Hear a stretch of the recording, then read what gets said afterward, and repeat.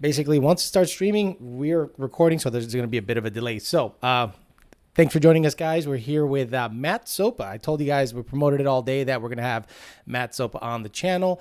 Matt Sopa is someone that kind of came across my, I don't know, he just kind of came across my, what do you call it? Not your gaydar. Yeah, my gaydar. I was like, man, this guy's good looking. Look at his hair. And I'm just like, shit, this guy's hot. No, seriously, I think you requested a tune when I was working back in the day with VMP. And you ended up getting tuned by me. And I think you reached out, like, what, on social media? You were like, hey, man, I want to work with you or something like that. Is that how we met? Just remind Yeah, me. I actually messaged you on your YOLO page. I was like, hey, do you want to tune a Coyote swap Fox? And you're like, I think fuck yeah.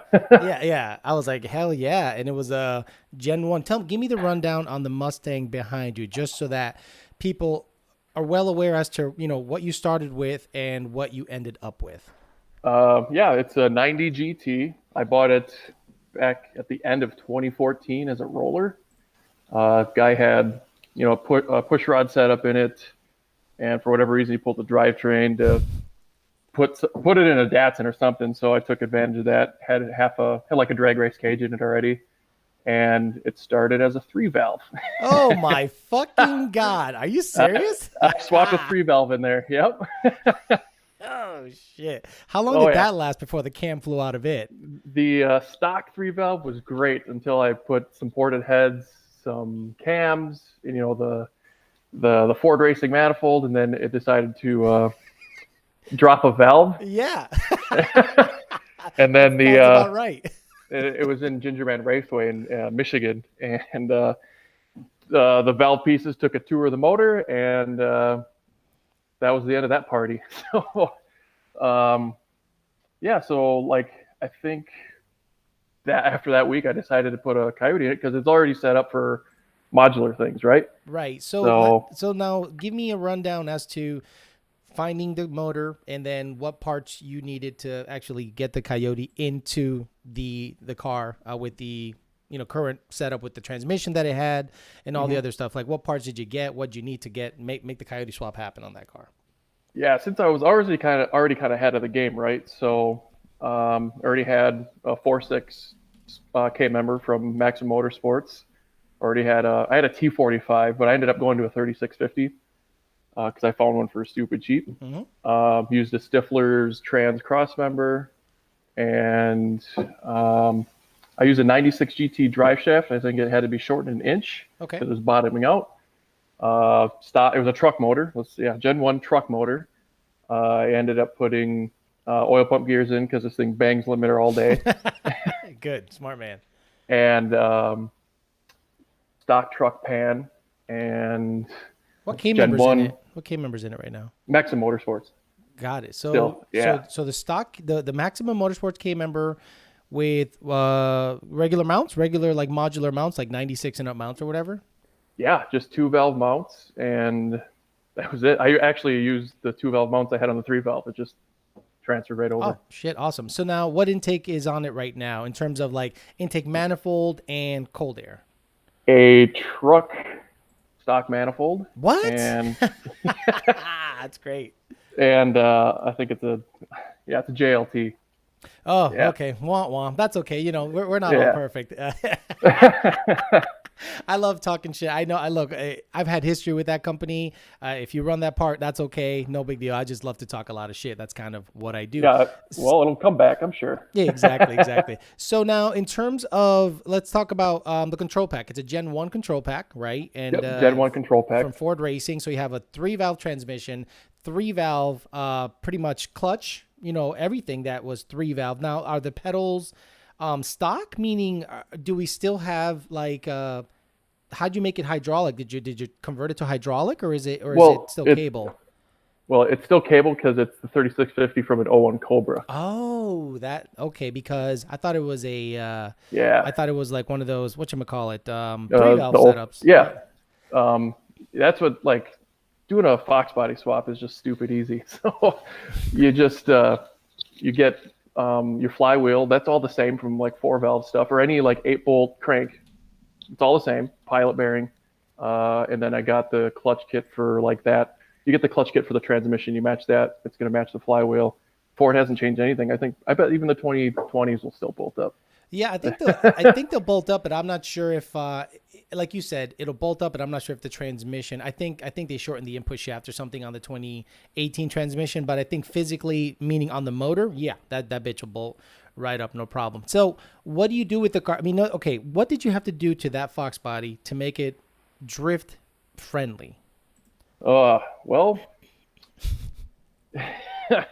the Fox steering up front is garbage. It's out of the box. It has like 23 degrees of angle, and um, what we put in there is called a Wise Fox angle kit, Okay, which is if you're not familiar with the drift world, there's a huge company called Wise Fab. They make I'm stuff not familiar for at all. Yeah, you're gonna have to okay. like from the beginning because I know nothing. So that's why it's kind of a play on words because Wise Fab makes angle kits for all the import cars. And so Steve Mass and John Duncan put together this kit. They've been developing it since 13 or 14, or probably even earlier. And they call it Wise Fox. So it's custom control arms and modified stock knuckles for like a 96 and up Mustang because all Got that it. stuff just bolts right to the car. Got it. And it gets hella angle. I can turn around in like a 2-lane road, no problem. And it's just good coilovers in the front. And I don't run a sway bar. I just run a spring that's stiff enough to because with the angle, the sway bar stuff just gets in the way. Okay. How's the rear suspension And, set up in the car, real quick, if you don't mind me asking? yeah, that's super simple too. Since they're triangulated 4-link, right? Mm-hmm. So you don't want Heims back in the upper arms, otherwise they'll bind and you'll get some crazy snap oversteer because they already do that naturally. So it's just Maxim Motorsports lower control arms and stock upper control arms, and so it can flex. Wow. And the thing just gets down like it kind of has a little bit of a rake now, but when it's drifting, the thing It's squat just nicely. has, Yes. it has a good amount of grip. Excellent. So now, what do you do for a living? Because obviously all this shit has to go in the car. You have to put it in, and it's not like a layman can do it. A lot of people try. Look, I'm going to be honest with you. I probably could pull it off, but I don't want to pull it off. I just don't. I hate working on cars anymore. But what do you do for what do you do for a living that allows you to? Because you built the Fusion pretty much beginning to end, and I wanted to get a bit of a sense of what your background is before we kind of get too far into the weeds as to these cars. All right, I finally got to see you now. So the what I do for a living, I have been in the machining world for about 10 years, and so that I used to work on cars for a living. I got my degree in auto tech right out of school, high school, and then worked at a Ford dealership, just how it happened to be, and they closed. So then I worked at a body shop, and then that didn't work out, long story short, and ended up getting a basic machine operator job running a CNC lathe that was up in Wisconsin. That's where I'm from originally. Okay. And then Ben just kind of moved up, had a real knack for it. My dad used to be a machinist when he worked, and just kind of worked up in the ranks. And now my official title is I'm an associate engineer at an aerospace company here in Phoenix. Nice. Pahonix. Yeah. Phoenix, Pahonix. Yeah. So, so you work for an aerospace company as a engineer of some sort. Did you go to school for any kind of, do you have an engineering degree or anything like that? No, it's been just on the job training. Nice. And it's, like I said, just had a knack for it. And a lot of the guys in the field that are also in the same department are guys that came up in the industry the same way. So you worked your way the old fashioned way, get in on the ground level and work your way up, and sort of kind of, I don't know, made it in a slightly high position, meaning you didn't go to get any actual education per se. You just kind of worked in it, had a knack for it, and just kind of worked your way up from the bottom up. Yeah, pretty much. And I've seen it both ways because my first job I got here in Phoenix, guys had engineering degrees, but they didn't have a lot of the practical sense. And we did mesh though because they were younger and right out of school, so it worked out good. And I can see why a lot of the older, they call them fogs, the fucking old guys. Fucking old guy, fogs. Yeah, and they would hate guys that went to school and thought they knew better. But so I'm kind of on the both sides. Okay. What did you use for brackets, for Coyote swap brackets for the Fox? Like the alternator, I'm sure you had to kind of mess with and turn around. What kind of bracketry, or did you make your own stuff and kind of like make it all fit on the Fox? Oh, Alex, we truck alternator. It's in Oh my God. it's in the stock location since I don't run Holy a shit. sway bar Right. and I'm running power steering. That's probably my favorite part of this. I make everything, as I like to call it, modular, even though it's a play on words for Ford, right? Right, But right, right. so I got the Ford Racing power steering bracket to put it where the AC usually hangs out, and that came super close to the sway bar brackets. And I ran a 94 to 95 GT power steering line off the shelf, Okay. tweaked the hard lines, and got it to reach like within a good reason. Like it wasn't dangerous or anything. It's been on the car for 2.5 years now, Right. and it fits. So now I'm like, great. I have a power steering line that bolts up to the rack, bolts up to the 3 valve power steering pump. That's still the pump from the 3 valve. I can't believe parts of the 3 valve are still in this car and haven't exploded yet. But it's I guess the motor. I guess the motor's the weak link. So Yeah. Stock 3 valve was fine. I've had a couple of actual 3 valve cars, so okay. Oh yeah, you had that black one. I saw you had a black one for a bit. Do you still have it, or did you flip that sucker and get it out of your yeah, life? that was the worst. It was the bastard year that 2010 I 2010. had. Yeah, I saw it. I'm like, oh, you got a Coyote. Oh no, it's a 3 valve. Yeah, 2010. I got Uh, that so cheap. I couldn't. I couldn't. I knew couldn't what I was pass going it to do up. with it. Yeah. So how did you? Okay, so you had the '96 power steering with the stock lines. You're using the truck alternator in the stock location because you don't run a front sway bar. You're able to get away with most of that Yeah. stuff. Yeah, and I didn't really have plans for boost for that car. I really still don't. Hmm. So all the front accessories, it just works. You got Okay, 2 belts, and you're good to Bob's your go. uncle. Excellent. So how'd you get into drifting? Because I have no idea. I'm one of those guys that I see drifting from afar and I go, it looks a hell of, hella fun, looks badass, but I just, it's just not my niche. How did you get into it and kind of like, I don't know, just kind of get into it? And then because the Fox, I noticed it right away and I thought it was cool. One, because it's my favorite color of that Fox, that blue two-tone gray bottom. Seems like it has a wide body deal going on in the front. And then how did you even get into drifting to get this guy in there, and how'd you get started on the whole deal? Well, I had an '86 for my first Mustang, Nice. and I built a stroker motor for that back in it was 2006, and it was I got it when I was 18 in the car, so I just wanted to make it fast, right? Had no direction with the car, took it drag racing a few times, and then finally in '09 I brought it to a drift event Right. in '09 and did terrible as everyone does in their first drift event.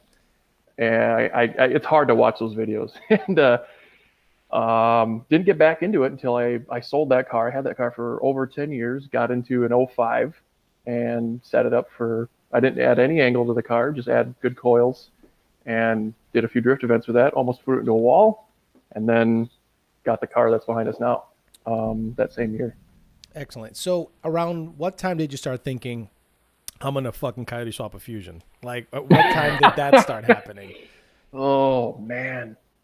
I don't even know when that spark happened, to be honest. It was when I first moved down here, my job shipped me out to Maine in the middle of winter, no Oof. less. Yeah, it was Damn. a beauty. And Fuck that. What year? Like, because I was up there like late 2014, 2013 or so. So it when you was were up the there. end of 17. Oh shit. Okay. Forget it.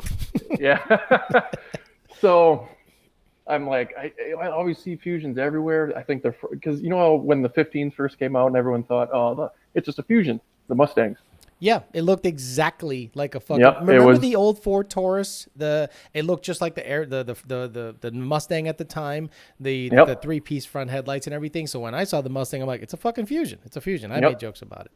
So I'm sure they, I thought they looked like Aston Martin-ish, but beyond that, I was like, oh, I wonder, it'd be cool if those were real drive. That was about the gist of it. And then I was in Maine twice for 2 weeks at a crack, and had all the internet time in the world, and decided to look up parts and subframes of the rear of the Fusion. I'm like, if I can get the rear sorted out simply, then the rest I can figure out.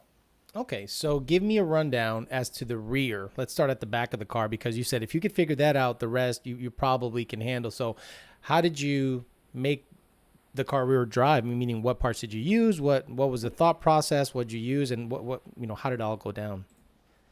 Um, since the suspension design is practically identical in the rear with Fusion and Mustang, the second gen Fusions, I was like that subframe. Yeah, I was like 85% sure it was going to bolt right up, and I was 85% sure or right.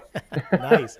So I took a little bit of a gamble. I bought the Fusion at a insurance auction for like $3,500. It was a 16 with 38,000 miles. Nice.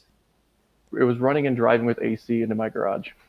Nice. That you must have been like, shit, I stole this thing. Yeah, it was a super base model, and so I took the rear suspension out of it, the front stuff, or the rear front wheel drive suspension, and bought a complete IRS dropout from the parts farm, like a 315 ratio Got it. out of Automatic. whatever Yeah, cars automatic. those come in, and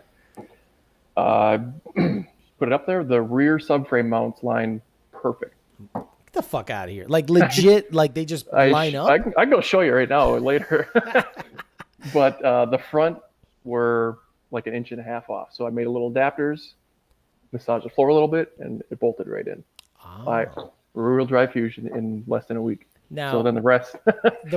yeah, like let's say the drive shaft, making the tunnel for all that stuff. How much work was it getting the drive shaft angle, getting actual tunnel access, all that shit? Because that's a lot of fucking work, dude. It is way too much work. Yeah. So what we did, we put S197 front suspension in it. So out went the Fusion subframe. Made brackets to have the subframe of an S197 bolt right up, and then got the motor and stuff where I wanted to, and cut out the floor. Basically, just went wild, and then until the TR6060 sat in there nice, and then built the trans tunnel around that, then built the drive shaft, the rest of that around that as well. And I don't know if I'm just lucky or stupid, but the pinion angles ended up being perfect where I wanted it. 'Cause I use a stock GT500 cross member for the transmission, and it riv nutted like it's so retarded. The rails for the Fusion where the exhaust goes through was the same width as the bolt pattern. Wow. So I was like, all right. So use a stock mount, trans mount, the stock cross member, use nut certs, bolted it up. Got a custom drive shaft from Full Torque Drive Shafts, and that was it. Damn. So yeah. So when it comes to fitting the motor in, like, how does that work? Because like the motor has to fit in some kind of cradle, and how much of a pain in the ass was it to get all that shoehorned in that bitch? See, that's where your mind's gonna be bottled. So, when your mind gets in a bottle. Anyway. Mind bottling. Yeah. Obviously I had to do firewall mods to make room for the bell housing and stuff. Took out one bracket in the firewall. And since I was using a S197 subframe, it's stock S197 motor mounts. That's it. What? Really? Yeah. Yeah. See, I made it so it was like all the geometry. I didn't want to like custom make a subframe or make this Fusion subframe work. We just made the custom stuff that we did make was obviously one off, but so that we're able to just bolt factory parts in and out, and then that in turns being able to bolt aftermarket parts in and out. Okay. So the Fusion, the strut towers are like, I swear to God, a foot wider than Mustang. So there's more room in a Fusion than a Mustang in terms of like putting shit in the engine bay? In terms of width, yeah, I was like, I could probably fit two Coyotes in here. I can't believe that a Fusion that physically looks smaller has more room to fit a Coyote in it than an actual S550. Yeah, the big reason is because the transverse mounted motor, they need all that room, and that's all I can deduce there is why. Okay. Why it fits so well width wise. So in the back of the motor, it's a little tight. Did you have to do any kind of subframe bracing just to make sure that this thing doesn't fold in on itself because it's now rear wheel drive and it was front wheel drive? It's funny you mentioned that because I think this goes back to cars being a lot safer. Whenever you lift a car with a jack stand, it teeters. Yep, it twists. Or it doesn't twist, which is what I usually look for. Like the Fox is a piece of cheese, but it's got subframe connectors and a cage, so it's like on a plane all the time. The Fusion was kind of like that, and normally But it's also got a full cage, but we also tube, because it was hitting the front, so we got a tube front. We stitch welded all the seams and like the strut tower and that area. So yeah, I got no worries. That thing, It's stiff. It's stable. it's solid. Yeah, it's everything outside of like the cabin areas that's pretty cheese, because I'm sure if people saw the Hoonigan video, the tail light got a little action, and I literally took a bottle jack, straightened out the quarter, and you can't even tell anymore. Wow. And put a tail light in it. So how did that happen? Meaning, again, I have no idea that those guys are a thing. Like, I literally don't know. Maybe I'm ignorant, or maybe selectively ignorant, but I had no idea that's like a huge deal. Then I saw how many views your car got, and I said, okay, I must be just new to this whole thing. First of all, I was really happy that you got that recognition. Yeah, thanks. And then and secondly, we tuned the car. Lund Racing tunes that Ford Fusion. So I said, fuck, this is a win-win for everybody. How did you even get the call? How does that all work? How is it? What are the mechanics behind getting onto their channel and getting noticed by them? Well, the guy that also filmed that day, we actually were mutual followers on Instagram. Got a Fox. He won their burnout contest submission by doing a burnout on the car trailer, then pulled out the car or the trailer out from underneath the car. Yeah. So he's like, oh, now you get a chance. He was from like Kentucky. He drove. Oh, perfect. Makes sense. Yeah, 2 rigs to California. I'm only like 5 hours away from Irwindale. Okay. So, because that's where their burn yard is. And I actually know one of the hosts, Corey, on there. He's also local to Phoenix and a drifter. So he's like, hey, is your car done yet? I was like, yeah, it broke, but, or I'm like, yeah, I'm testing it like this Saturday at the first drift event. Like, he's hired to like find cars sometimes. And so I was like, you want to bring that thing to the burn yard? I was like, yeah. So that was that pretty much. It was a little bit of networking.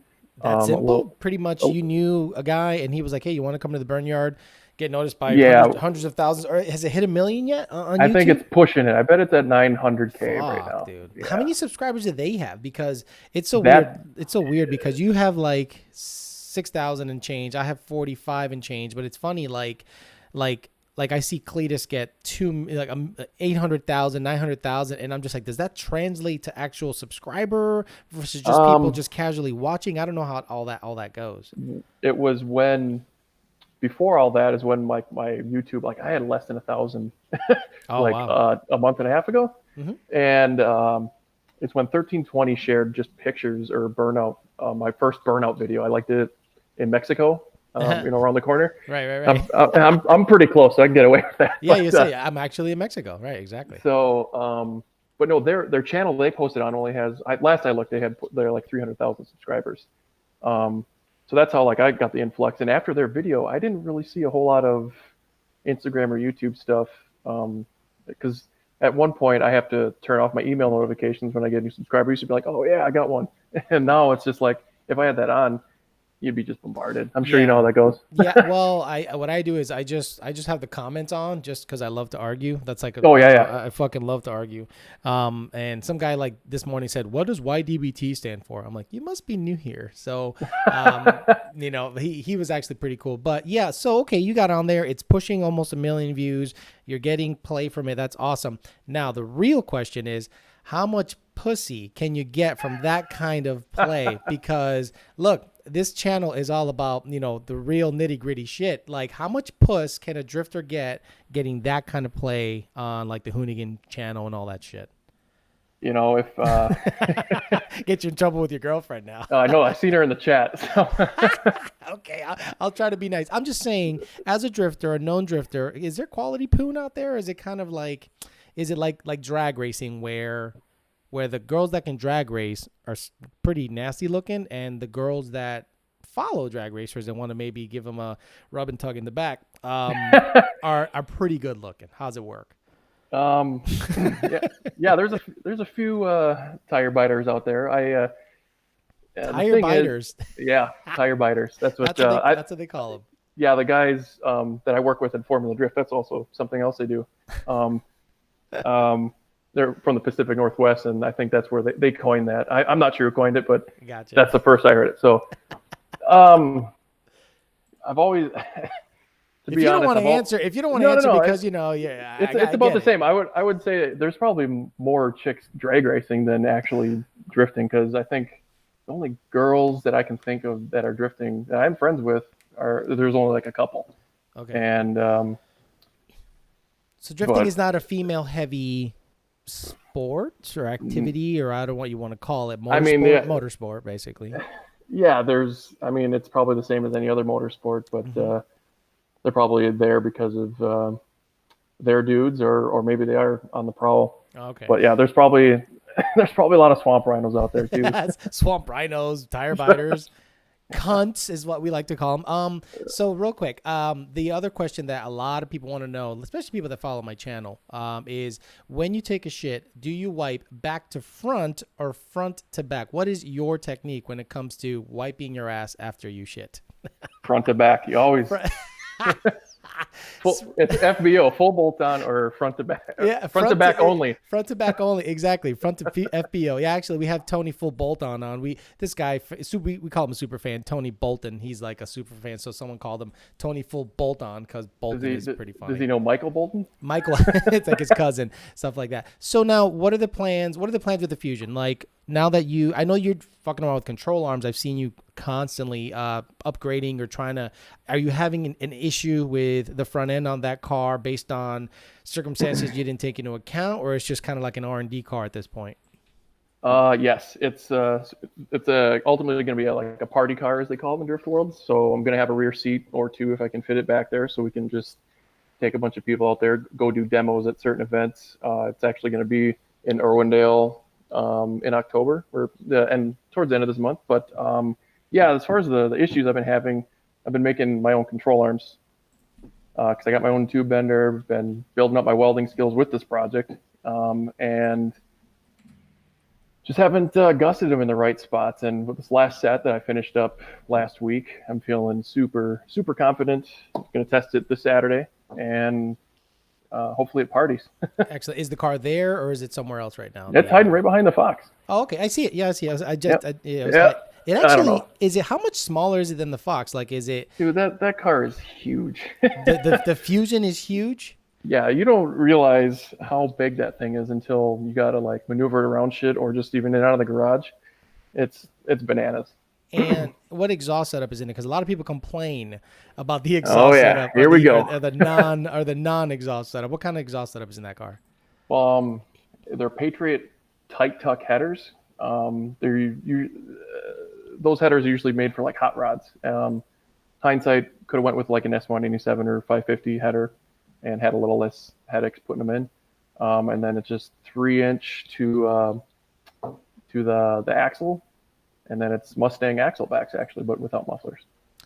Got it. So basically, it's no mufflers, Mustang axle back, and Patriot headers. So basically, straight pipe is what you're telling me. That's not what I said.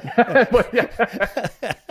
So yeah, someone was telling me that they get him some MagnaFlows, get him something like that, whatever. But one thing I am working on, and I kind of worked with Matt a little bit on this, is I'd like to get a blower on that car because right now it's a naturally aspirated car. Does it have enough power to do what you need it to do in terms of in the drift world, or is in the drift world the more power the better? Is that how it kind of goes? The more power, if I think with any cars, there's more problems. But Ah. the car, I need to get more rear grip. It's not like the Fox. The Fox will just walk away from that thing out of a dig, and even in drifting right now. So I'm trying to get the front end sorted out. It has plenty of power. That thing, I think I set the rev limiter to like 7,600, and and it doesn't get hot. It actually stays cooler than the Fox does. And Is that because what radiator's in it? Stock radiator or the front of the stock S550? in the Fusion, Yeah. it's actually what the hell is it? It's from Speedway Motors. It's a dual pass like LS swap radiator. I just took measurements to fit it in the stock. Yeah. LS swap stuff, sick. Oh yeah. The only because of the measurements, it fit right in the core support of the Fusion, and it still has the stock Fusion fans. They're dual, shrouds the whole radiator just perfectly. Ah, okay. Yeah. Yeah, the modern stuff is pretty badass. Like I was looking at the Fairmont. I got the Fairmont close to be. Actually, I'm going to register it tomorrow. I insured it today. I'm going to register it tomorrow.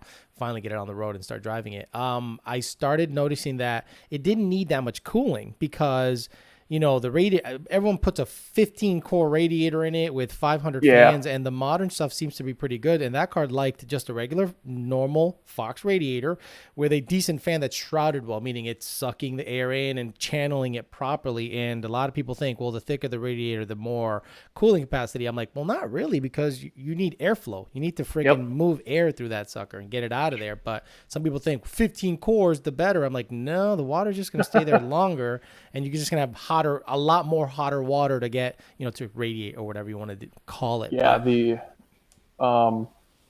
shrouding is the most overlooked thing, I think, in anything. Okay, cool. So what I want to do real quick is, before we get too much in the weeds about other stuff, what are the plans after you're done testing, after you're done where the control arms are, they're gusseted properly and everything? Are you going to campaign it through the Southwest, or are you looking to just kind of have some fun with it, fuck around, take it to some events, and then have people as passengers in it? Or what's the deal with the car? What's the plans with the car? Yeah, ultimately, I'd like to get in some of the demos that like Vaughn and Chelsea do. The pro drifters or just Justin Pollock. He does demos, across the country. But the big events that I want to get to for next year or even this winter are the grid lifes. Those are getting super popular. Okay. And yeah, they're so there's one in Georgia at Road Atlanta, and then they just did the inaugural one in Colorado this year, which is like only 12 hours for me. So that would be definitely feasible. But I'm trying to get some people on board to like get the car there for me so I can just drive, because I have my own like truck and trailer. It's just when I think about driving that far, it's like, yeah, dude. I'm like, I live in Florida, and I'm like, Georgia, and that's 5 hours away, and I'm like, fuck that. Like, I'm staying my ass home, and you're like, oh, it's 20 hours away, and I'm just like, fuck that. Now, did you see Cletus's car in the Holly Ford? I think they were attempting to do like an LS Fest, but for Ford. And, yeah, it'll be a while before that thing actually does a thing. But he was with Vaughn Gittin. They were drifting, that big car and the Mustang behind it. Did you see that? Oh yeah, because I follow those guys because they're the pro drifters and whatnot, and there was a couple guys that were at the event that I know that were driving the David Leffel. He has that like I don't know what year it is, that rusty truck, that drift truck. Is it like that looks like Mater? Like F100? Is it like an Yeah, F100? it's like a 50s, 60s something or another. I don't know what year it is, but it's got like a turbo small block in it. That also has an S550 IRS in it, and he's like an older dude, and he just slays with it. Oh, it's that's amazing. awesome. Yeah, so since someone's like, bring it out to road, Justin Wilson says bring it out to Road Atlanta for sure, and someone said Joe Martin said Dallas ? So is that something that, is Dallas like a big grid life event? And like, I don't know if Dallas has a grid life, but someone said bring it out to Atlanta. When's the grid life Atlanta? When's that scheduled to be? I think that's in June or July. Usually. So next year, something like that. And then there's I've gone to the I've done the I went to SEMA and all that stuff and the drifting demos. Is that kind of what you're talking about? Something where you'd like to end up? Obviously, that's like what I would say is like a high level. And since I worked for Formula Drift as my other job, they actually put on the SEMA Ignite like in the back or whatever, they do that on the outside. So it wouldn't be too hard if I asked them, because they let a lot of their drivers do it, and so that's just more networking stuff. So that one wouldn't be too hard, but like a lot of the demos that like maybe Ford puts on or something like that would be, because a lot of people, everyone's always tagging Ford Performance. You should make this car, make the Fusion a street version. Yeah. And I would love to.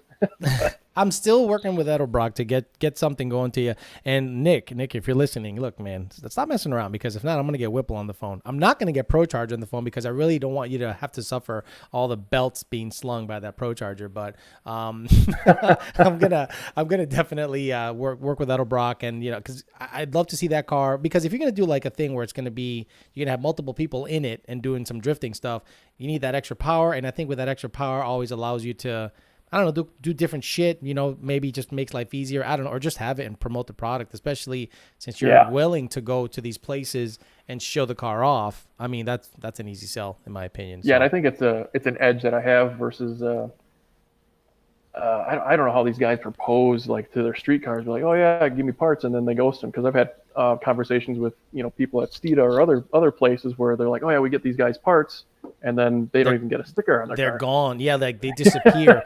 And sometimes now what's happened with me is because you don't know any better, right? Like Steeda did provide some parts to me. Now I haven't put them on the S550 yet because it is our winter. Like it is just hot and nasty and gross. So once actual winter hits, that's when we Yeah, start racing, and that's when I'll start throwing the springs on, the toe arm, stuff like that.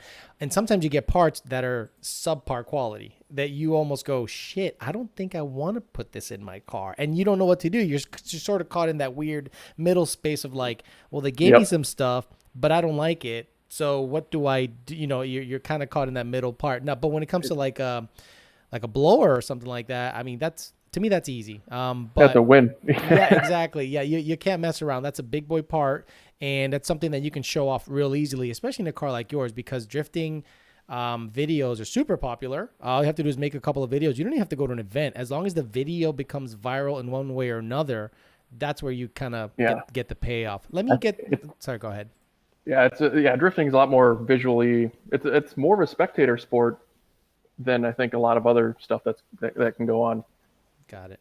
O3 Stang GT asks, Alex, after your experience with the S197 and the GT350R, do you prefer solid axles over IRS? This is something you can probably answer too, Matt, Yeah. because you drift a solid axle car and a IRS. In your opinion, in terms of feeling it, like the butt feeling, like the Yep. how the car acts, what's preferable for drifting for you?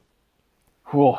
I've been drifting the solid axle for 5 years now, so it's I'm always an advocate of it. But the IRS, you can do a lot more tuning, right? Yep. Um, and it goes well. Not a lot of people realize when they're thinking about drifting is like, oh, yeah, it's just figure skating for cars, right? Right. But they need grip. Any serious person or anyone serious about drifting, you can't just like put some banana peel tires on there and go do things. You need that forward bite. So the solid axle has a bunch of forward bite and a bunch of side bite. The downside is you can't adjust your camber or toe on it. Obviously, there are ways, like in the professional levers, they do some bonkers shit, and they make it happen.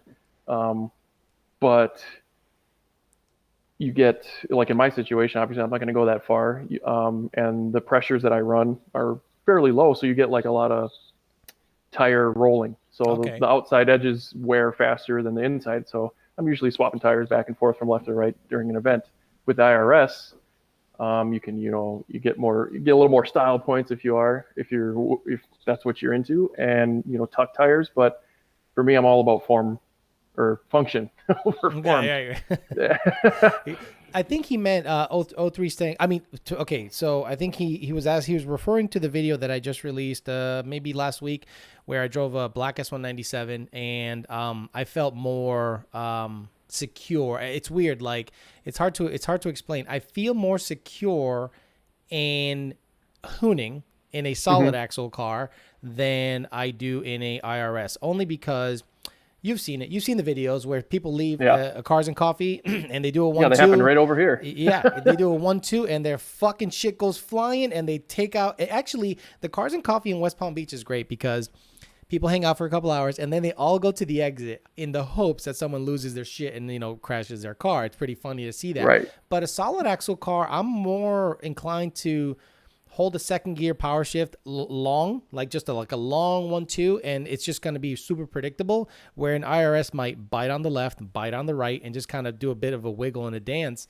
And Yeah. I feel more secure in a solid axle car in those conditions. Now, drifting is different because if you obviously, like you said, you can't just get some banana peel tires and do your thing. You're going to have to Yeah. actually, get out of a corner.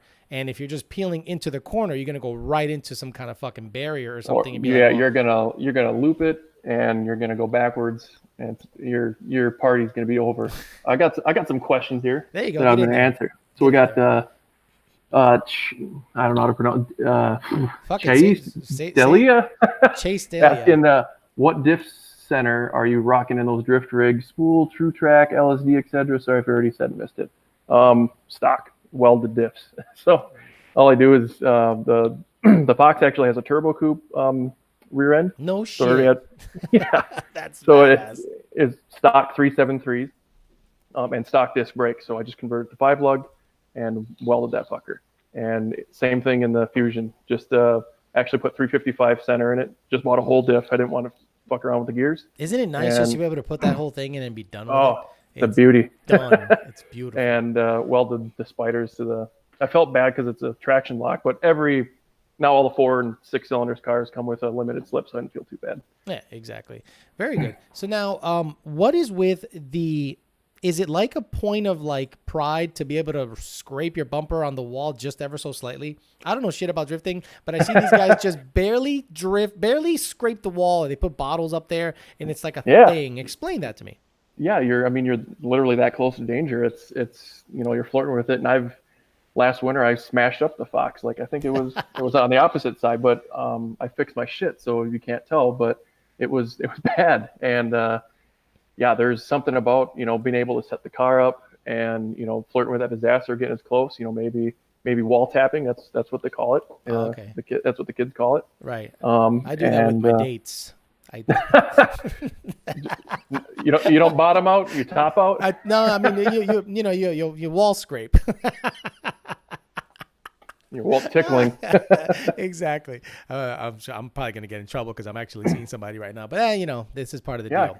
Exactly. So yeah. So now you do actually, Rebecca. We talked real quick about Rebecca. Now how did you meet her? Like, does she take some of the pictures that show up on the internet and with your car because your car has become pretty, I don't know, like visual. Like I see it more often, and I'm like, he must have someone either working for him or something. I know, like how did that all come about? Because obviously she takes a good picture and she supports what you do because I see you on your Instagram stories and she's there helping you out, which is super rare. Most women don't want to be anywhere near anything greasy. Was she like into drifting or around that world somewhat? Yeah, she used to work for a company called Voodoo 13.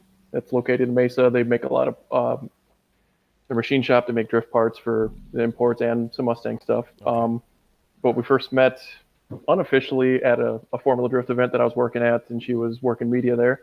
I think we just laid eyes on each other and never talked. And then fast forward, it was kind of serendipitous because then a week after that I moved to Phoenix and I was looking for a job, in that world.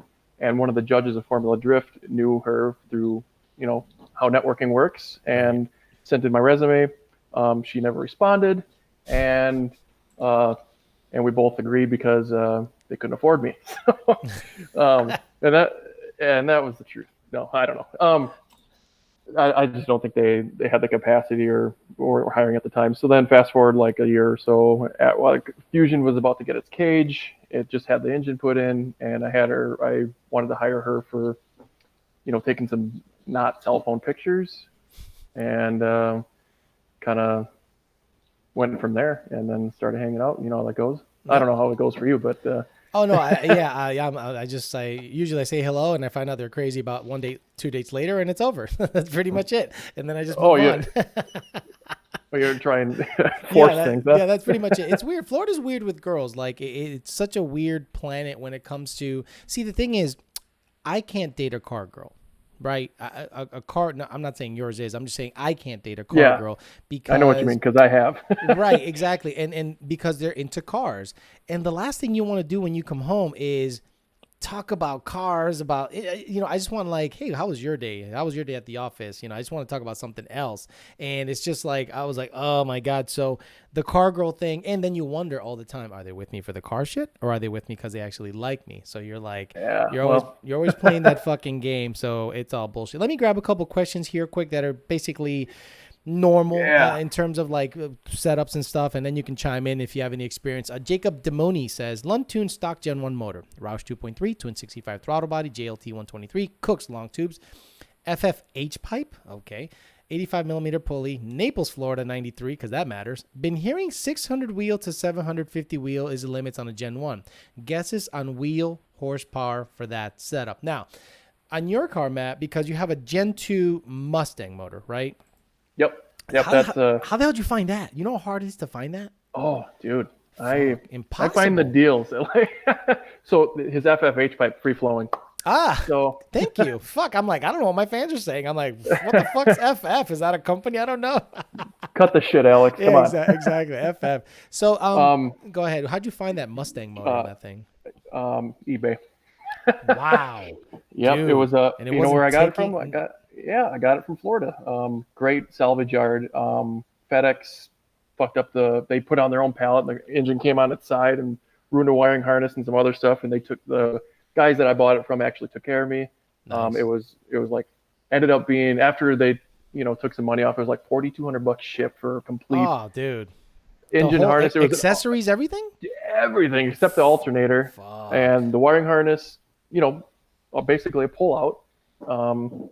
And I ended up selling the wiring harness because I needed a manual one, and sold the computer it came with, and Wow. came out smelling like a Good. mushroom. Yeah. Beautiful. So to answer Jacob's question is, on a Gen 1 motor, I don't like to be anywhere higher than 650 on pump gas on that 2.3. The 2.3 Roush blower is buzzy. Like, it creates a lot of resonance. It creates a lot of, I don't know, harmonics that the knock sensors don't really love. And I don't really want you to pulley anything further down than like a 79 millimeter pulley. You're on an 85 millimeter. You're probably making 580 to 590 wheel, if that. If you were to pulley down to like a 82 or an 80, or because Roush pulleys configurations are a little different, you probably can get away with about 620 wheel. I wouldn't go any higher than that on pump gas. But the limit to a Gen 1 motor is about that 720. Like Jeremiah Camp, the car I drove on the last video, he's literally at the edge, and he knows it. He knows that thing can blow up at any time. But at the end of the day, I think with a Gen 1 motor on pump gas, you don't want to go over 650. Now, people would say, that's why I asked you on yours, Gen 2. I still would keep it at that power level because of the octane, not because of the internals. It's because I don't think the octane is there to support any higher amount of boost per se. You know what I mean? So if you see any questions that you're kind of going, I do. get in there. I got my eye. All right, so we got Eric Carrizales. Okay. You see that one? Sure. Yes, I see it. Just fucking moved. And then it says message retracted. So he must have like left. Aww. He must have been like, "Hey Holmes, you got any weed?" Get back here. Well, I actually remember the question. What was it? He said, "Is it expensive to build a drift box body, whether it's a Coyote or 302?" That's a good question. I know a lot of guys that drift with the stock 302, and the Fox is a great platform because you got basically a bulletproof diff and super cheap parts. They don't have to be drift specific parts. There's so much aftermarket, and you just need two components that aren't normal aftermarket: the control arms or an angle kit essentially, and you can party. And there's different. You can use even OEM parts that'll give you a little more angle and start out with. That's what I did with the Fox. I just used 96 and up Mustang stuff, and the few other tricks here and there, and had don't give it all away. Don't let anyone know a lot of secrets. That's what the Fox body has. Some people say is the best kept secret in drifting. Yeah, exactly. A lot of people use the 240. Why? Because it's cheap, because it's Japanese. Like what? Why is a 240 like or 280? I don't fucking know. The one they put an LS in all the time. I don't know exactly know. Why do they always go to that one? Is it because of its popularity, its cheapness? What's the deal with that? Why do they go to that platform to develop a drift Nissan? Setup? Yeah. It's because that's where it started. It was the Toyota 86 and the Nissan 240.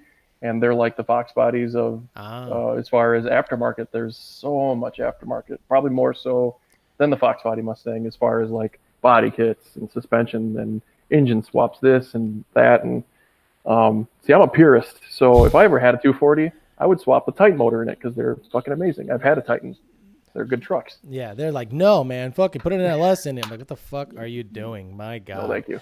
Jake Bird. Okay, so I'm going to see if I can grab some questions here. There's probably not much drift specific questions because this is probably not my key audience, but I wanted some guys I know. Oh, good. I'm glad because I wanted to make sure that I don't know. There's a different flavor, and you're a Ford guy, and the fact that you're doing something totally different, and you're a Coyote swap guy. You did a Gen 1 Coyote swap, Gen 2 Coyote swap. So if anyone has specific questions as to what happened there, maybe they'll hit you up directly and go from there. And if you Yeah. want, if you want to type some answers, have at it, man. Do your thing. Jacob Demouni then says, would a Gen 2R be any safer? Thanks, Alex. No. So the Gen 2R, the Gen 3, all those use the exact same rotor pack. Okay. The Gen 2R just has it's basically a ported version of a Roush blower. Now the Gen 2 Roush blower, it's actually pretty good. They did a good job. Roush did, but with porting everything. So I don't think you'll be any safer with a 2.3. The gas is what's gonna be the freaking savior. Are you gonna use good gas in the thing? If not, pump gas, you're gonna be limited to about 650 or so. Ooh, You got something? yeah. Got a couple few here. Good. Brandon Christopherson. LOL, you think Nissan dudes get pissed when someone swaps a 2J in an S13? No, because I think that's about as common as an LS swap these days. Gotta be. He literally just what he said was Chinese to me. So what was he what was he asking there specifically? Give me an example of what he was asking there. So the 2J, it no, came yeah, in the Supra. I know the 2J. That I'm sorry, maybe I didn't read the question properly. Yeah, you think they get pissed off the same as when people do LSs? I think that's what he said. Oh, got it. Looks like a paid guy. I don't know if you can $5? have that one. Yeah, think. So we talk a lot about porting because it's kind of become a little ridiculous now in the Mustang world. Everyone is porting everything, like throttle bodies. Look, it's probably worth 3 horse. Manifolds, probably worth some power, but NA on pump gas, your pump gas is gonna be your limitation. So they're just porting everything. So I'm like, why don't you port the wheels, port this, port that? So it's kind of like an inside joke as to the whole porting thing. Real quick, Gillahun GT says 2011 GT M6 long tube PMAS 90 BBK Luntune sent log told running rich 25 at idle, said was probably vacuum leak, can't find anything.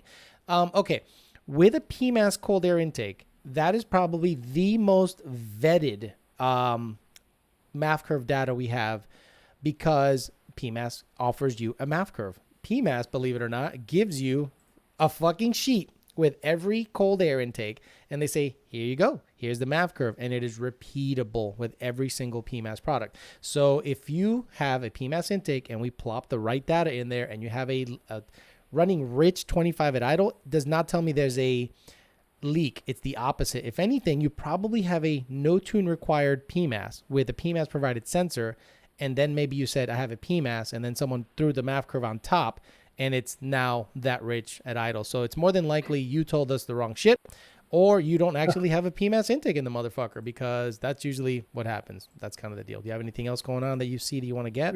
Yeah, we got impending disaster 26. Matt, if you did the Fusion drift car again, how much better would it be? Biggest takeaway you learned from the build? I've thought about this, and what I would do, I would take the firewall and the floor pan from a Mustang and graft it in instead. Oh shit! Yeah, I think they would be cleaner. That way, if I wanted to make a street version, either that or another doing that over again, I might do this someday. But that way, get all the BCM bullshit and all the windows working, AC, HVAC, all that stuff working in the car, and have it bolt just like kind of right up, but with that first initial, job of swapping firewall and floor pan. I think that would be my route, and I just might do it someday. I don't know yet.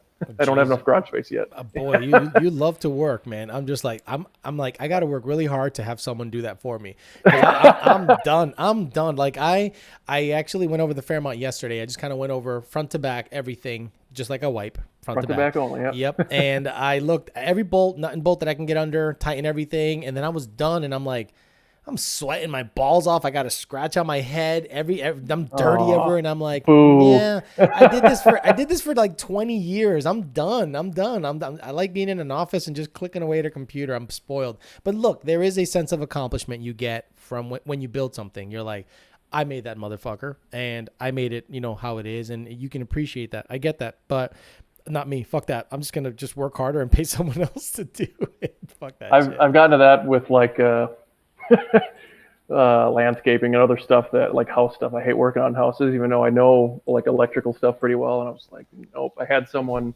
do this garage, and then I like finish the interior. I don't know enough to like do construction, so that's where I draw the line. Yeah. I'll like take walls down and shit, but then Have someone else put them up. Exactly. yep. LS1 Ben says, Alex, thoughts on a G101A transmission for drag racing, a little street driving. So LS101 Ben, G101A is a badass motherfucker. Ben Calamer has one in his S197, and it's one of those guys that it's one of the transmissions that you can drive on the street, but I don't think you can like drive it easily on the street. I don't know if it'll grind gear to gear, but at wide open throttle, you can just yank back and it'll go into gear. It just yank back, go into gear, yank forward, go into gear. It's H pattern, so it's 1, 2, 3, 4, but you don't have to let off the gas. That's why when you see Coyote stock guys on NMRA, they launch and they go, like there is no delay. There's no clutching in, breathing on the throttle type situation. I wouldn't do that with a G101, honestly. Is that like a dog box, like the NASCAR box, or is that totally different? I think it's different. I wish I knew more about it. In terms, you're right. Oh my God! Everyone's ears exploded. Abandoned ship. Exactly. No, I don't know if it's a dog box style. I'd have to ask Ben. Actually, I'll probably have Ben on the show one of these days. But Ben is not real camera friendly. He's kind of ugly, and I don't want to scare the people away. I'm kidding. Well, the reason I ask is because I know like in actual dog boxes, like a lot of the FD cars run, they only hold so much fluid, and like a lot less than a street transmission or street friendly. And I don't know if that one has that capacity, if it can like handle longevity, like going down the road or the highway for a while. I wouldn't. Typically on race setups, race manuals, I don't think they're like meant to be driven just on the daily. They just kind of like hang out and then they do their thing at wide open, and they're meant to be serviceable because I'm sure they kind of break down because of just kind of the way they're kind of built. But when they're on a synchronized transmission, it'll run fine on the street, but break when you beat the shit out of it at the track. So it's kind of like a give and take. I would just do like a T56 if you're going to do some racing and then some occasional hooning. Gen 2 Coyote guy says, thanks for answering me earlier on IG, but man, I feel shifts aren't normal at all. Super violent shifts and delayed shifts when the Ben Cal Stage 1 RST. So Gen 2 Coyote guy hit me up on Instagram and he said, hey Alex, after I installed the clutch and a new transmission, I started feeling clunking and it doesn't feel right. Now, the Stage 1 Ben Calamer transmission uses stock gears, stock everything. The only difference is he has better shift pads. I think they're brass or bronze. And I think he does some stuff to the synchros, but it's not like a 900 horsepower capable transmission. It'll take the stock power or maybe a power adder at 650 or something like that. But it's not really a transmission that takes a bunch of power. So I don't know where the clunking is coming from. I don't know if the clutch was installed properly. If you installed a different drive shaft, different suspension, different trans, guess what? Shit's going to drive different. It's just not going to be exactly like it was stock with all the sound deadening and all the bullshit that makes the car super drivable. Like I would never put an aluminum drive shaft in my 19 Mustang. I want it to be super smooth, quiet. I don't want NVH. It's just going to get more power and maybe better axles. And if I fucking pretzel the drive shaft, I pretzel the drive shaft. Fuck it. Did he say what clutch he was running? RST, McLeod RST. So maybe it's like the springs in the clutch are stiffer than the stock, so there's less dampening. Exactly. You're feeling the jar. Exactly. So when he takes off, it probably goes, it probably does a bit of a clunk. And he's like, I don't like that. And I'm like, well, guess what? It's not a stock clutch anymore. You're just kind of like how it is. Chris Arnold said, how is the Fox as a drifter? Have you ever drifted anything else besides your Fox and the Fusion? Yeah, 05. Oh, okay. S197, like an actual non-swapped car. Yeah, they're solid axle again, obviously, but they're pretty good out of the box. And someone asked earlier, like, what would be a good first drift car? If you can get those 3 valves for stupid cheap around, especially in the desert here. Like I like that 2010. It needed work. I bought it for like $3,500, and really, if you can find me a Windvale Blue 05 to 09, I'm in there. I found when I was looking for one, I found like 2 or 3 of those things. Yeah, I got to be able to drive it back though, because it's probably gonna get because Power by the Hour makes that harness that allows you to plug and play Coyote done, and it's like it's literally in production and it's gonna be out and they're gonna announce it. You just plug it in and dude, everything works like cruise control, everything. Everything. That works. harness alone wants me to do the same thing, like just straight up. Yeah, because everything works. You got a question going in there? Yep, blown 16 GT. I'm a straight line guy. What differences are there in safety equipment used in a drift car versus a drag car? That's a good one. Um, the I'd have to look at like what's required as far as seats go in drag racing. I haven't been. Stock. You could do stock Yeah, seats, but if you do like a cage, I think you're required to use those seat belts. You know, the one yeah. the badass shit that restrains you properly. So in bodies or event organizers that like allow tandems, um, they're just looking for cages with door bars or even up to anti-intrusion bars. Now, anti-intrusion bars are they come off the like where the A pillar in the car is, and it goes down to the floor, and then there's a bar that comes off at an angle, and it's plated to like almost the firewall or the foot area, so Mm-hmm. that when if you hit it, the tire doesn't come through. Um, and as far as seats, they want like FIA rated seats and belts, that normal stuff like that's a standard Mm-hmm. around the world actually. So Right. yeah, Austin Randolph asks you, "Hey Matt, oh, I know him. do you ever plan on bringing the Fusion back to Wisconsin, maybe for a final bout?" The hell's Ah, that? Speaking in code here. I know Austin. He lives in my hometown. What's up, dude? Um, yeah, I love that track. US Air is like it's got elevation changes of like 10, 15 feet in the corner. It's Oh super wow, fun that's to cool. drift. Yeah, oh, it's a bigger than a go-kart track. I mean, it's mostly a car track, but it's big enough for cars, so it's like the place to go if you're in Wisconsin or the surrounding states. But as far as getting back there,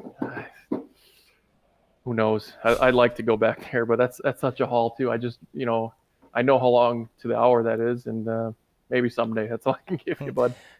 I'm gonna see if you can answer this question because you have a bit of you have a decent mechanical background, Yeah. and this is like a common question. AK City Speed with no need says, "What's the purpose of different sizes on long tube headers? Does one provide more gains up top versus down low, vice versa, or is that one more ideal, or is one more ideal for boost and the other is better for NA?"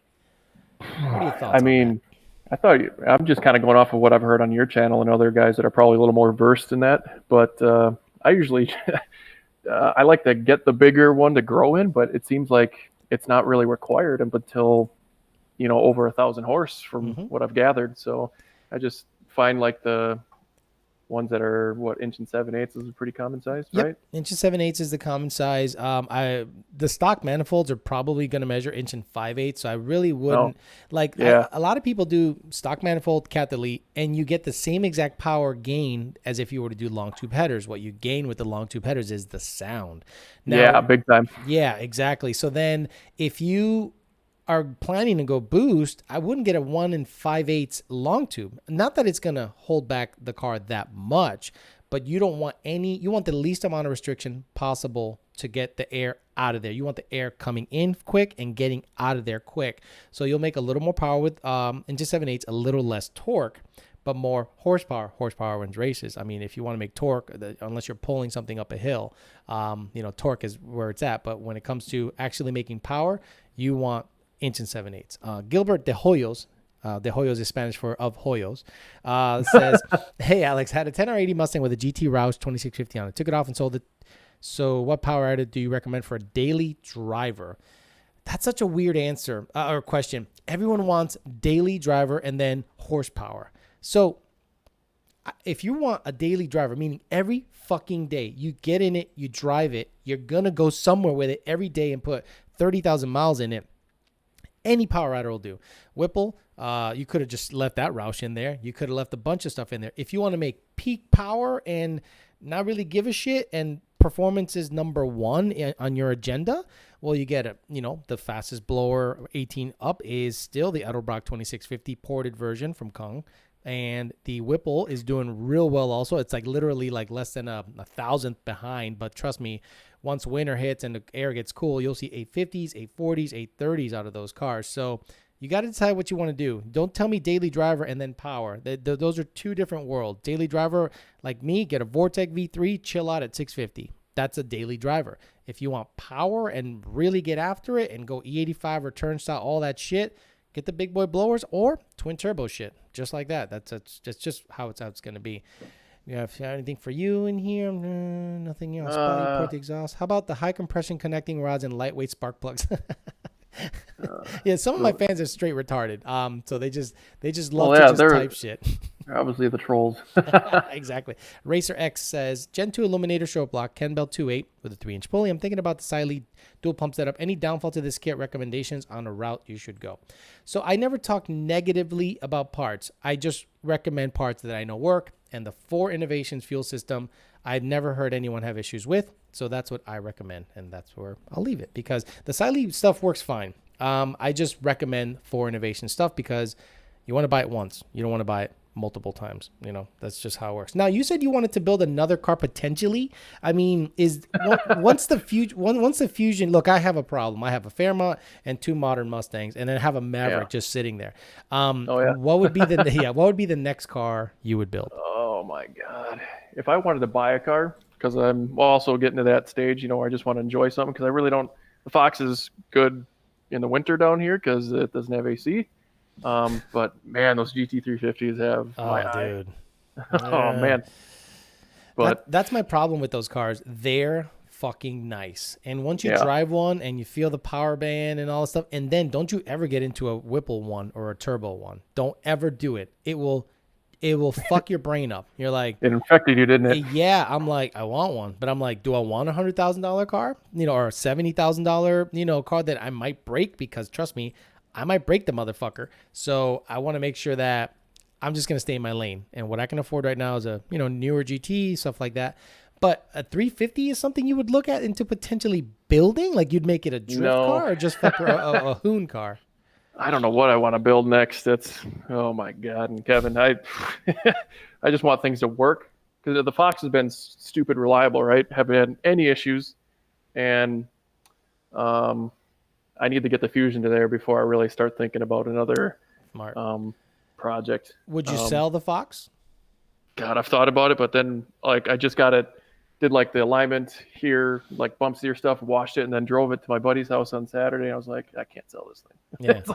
No, you'd regret selling that car. That car's nice. It looks good. It does what it does without much, it does, like you said, it's reliable, and you have it to a point where Yeah. you're like, but some people get into the weeds a little bit and be like, well, I'm going to sell it and start something else. And then you end up missing that car. Like, damn, that car was perfect. Like I still Yeah. to this day hate the fact that I sold my 2011, but it allowed me, the financial. I have that too. Yeah. There was like the first Mustang I had, it was an '86. I actually thought I was going to regret selling that a lot more than I do, which is I don't regret it at all because it got me into drifting essentially. Right. But I bought an '07 GT down here when I first moved down here, and ended up having to sell it because I thought I need more cushion to buy a house, and I regret that probably the most because the guy had like lightweight, he had Enki, RPF ones on it, and a lot of aftermarket stuff. I had like 160,000 miles. I put 410s in that thing, and it was like, I just liked it a lot. I was gonna like make it a daily drift car maybe, and yep, I haven't found one of that like turnkey in that price range that I got it for since. Yeah, the black car, the only reason I it kind of got me there. It kind of got me noticed. It was a 10-1 stick car, and a lot of people were like, I started watching your channel because you gave us stick guys hope because you're going out there and everyone and their mom puts a 6R80 behind a car and talks a lot of shit like they're doing something when a fucking trained monkey, I legit think a trained monkey can get into a 6R80 car and run the number you can run. Anyone can run. This Coco, the trained fucking baboon, can get in that motherfucker and pull and bump in. Not only can he bump in, but he probably will concentrate on that light way better than you and cut a better Have you seen light. the monkey like helping the dude in his shop? Yeah, exactly. Remember, did you see the one where the monkey was sanding, like he was sanding a quarter panel? So monkeys can sand quarter panels. Monkeys can drive 6R80 cars. They can bump in. They can release a button. I'm pretty sure of it. So a lot of people, say, "Oh, your car gave me hope." So it was kind of a funny way of kind of getting into it. I got one here. Go ahead, get in there. Oh, okay. Pound Town Josie Brown. The good one. I don't think it's as good as my email I told you yesterday, but we'll get to that. So, Matt Sopa, did you look into the 4-door Coyote Fords in Australia as a reference when building the Fusion? If so, did you use any parts from them? I used 0 parts from them. I want to import one of those like when they're illegal because they are Like a they're Falcon? basically they're basically the Falcon. basically have over their factory what I built, and so that's why they're no one's impressed over there, right? From They're the like, Fusion. hey, we have that over here. Yeah. That's my So Australian accent right there. I don't know I'm good day, mate. I'm Yeah. pretty sure. I don't even know the chassis well enough as far as the Falcons go, but all I know is they have a Coyote. They even have a supercharged version from the factory over there as the send off. And one day I might import one if the time comes. It's just so fucking expensive. Like I looked into getting like an older Falcon, and it is banana sandwich how expensive it Can you is. get one with a Barra? Because they do come Yeah. with a Barra, like a badass straight six. Like the last gen Barra engine supposedly Hmm. can take 800 wheel with minor shit. Yeah, it's Fuel such a boost. huge straight six. It's a 4 liter turbocharged inline six, and it sounds it's it's the Australian, but Ford American JZ. Ford JZ, yeah, exactly. Yep. Because it is a good size engine in it. So it's Murph Dog asks best clutch on an NA, best clutch for NA on a budget. Also, what are E85 gains for NA for a 14 GT? So peak E85 gains are probably going to be 10, right? But across, I'm saying from the hit to the end, the separation, meaning the amount of timing it'll allow you to throw in it, will be pretty clear. So you'll gain torque, but peak you'll probably gain 10 to 15 tops if you have Sweet 93 you're comparing it to. Best clutch for an NA car to me still it's the McLeod RST, the organic material one. Jeremiah Camp's 700 horsepower S197 has an RST in it. I thought it had an RXT. No, it has an RST in it, and that thing was fine. It was holding up well. He's a roll racer, so he's not gonna dig race the car all that much. He's actually here on the chat, Jeremiah Camp. So the RST feels good. It was fine. If it was up to me, it'd have a Mantic in it. But you're saying budget RST seems to be your ticket. Lightning Blue Meanie asks, "Hey Alex, thank you for all you do. 27 GT performance package, looking to make it badass street hoon car. Do you recommend a Sentry with a 2018 manifold or an Edelbrock 2650? Have you ever driven, Matt, a TVS equipped car that makes pretty good power? I'm saying 600, 700 and up." I hope to someday. Exactly. But do you have any friends that have like a Ford with a Roush blower or a Whipple on it? I don't have many Ford friends.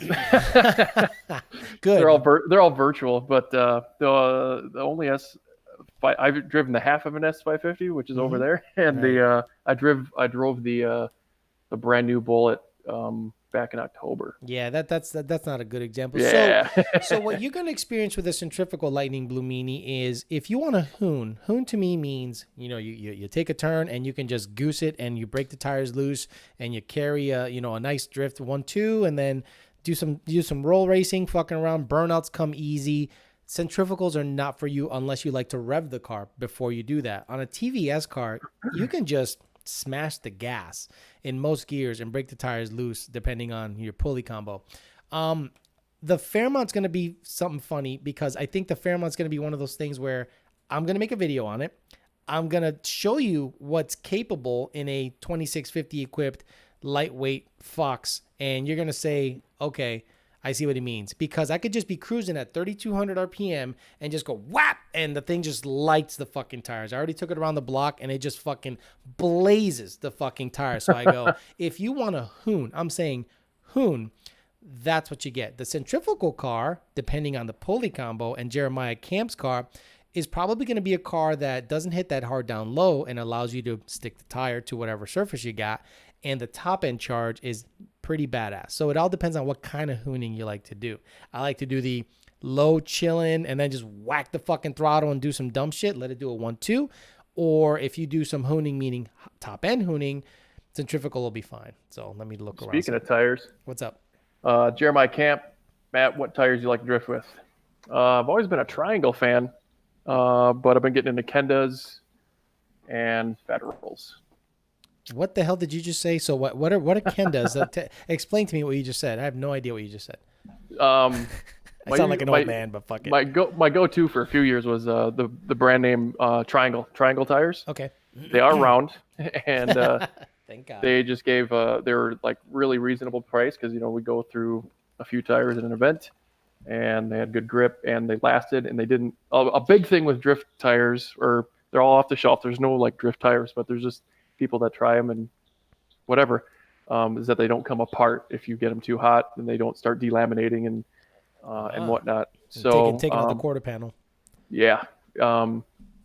So Kendas are another brand that are super popular. They just came out with a new one, the KR20A, and that's I tried their old KR20s last year, and they were amazing. I got to run like twice the pressure that I usually ran in triangles, and got the same amount of grip, and this almost probably the same life, if not more. Ah, gotcha. Yeah. Okay, very good. So I have another guy here that said Pablo 5.0 says, is the Mantic worth the money over a McLeod RST? 17 GT making 650 wheel, but will end up with boost eventually. Real quick, Matt, what clutches are in both cars that you got going on over there? Oh, I was going to jump in there. Exidy for the win. Yeah. Excellent. So you're an Exidy guy when it comes to, it's a single, right? It's yep, both single discs, and yeah, they take a beating. Can you get it into gear pretty quickly? Do they disengage well at high RPM? Oh yeah, I've rev limited in second and in the third with that Fox so many times, and that transmit, it just handles it like it's just no problem. That's badass. Well, I don't have any experience with the Exidy, but Pablo, the Mantic to me, it's worth it because the world we live in is racing, like drag racing, dig stuff. The Mantic, when you put it together, when you put the thing together, you're going to be like, holy shit, this is a really well made clutch.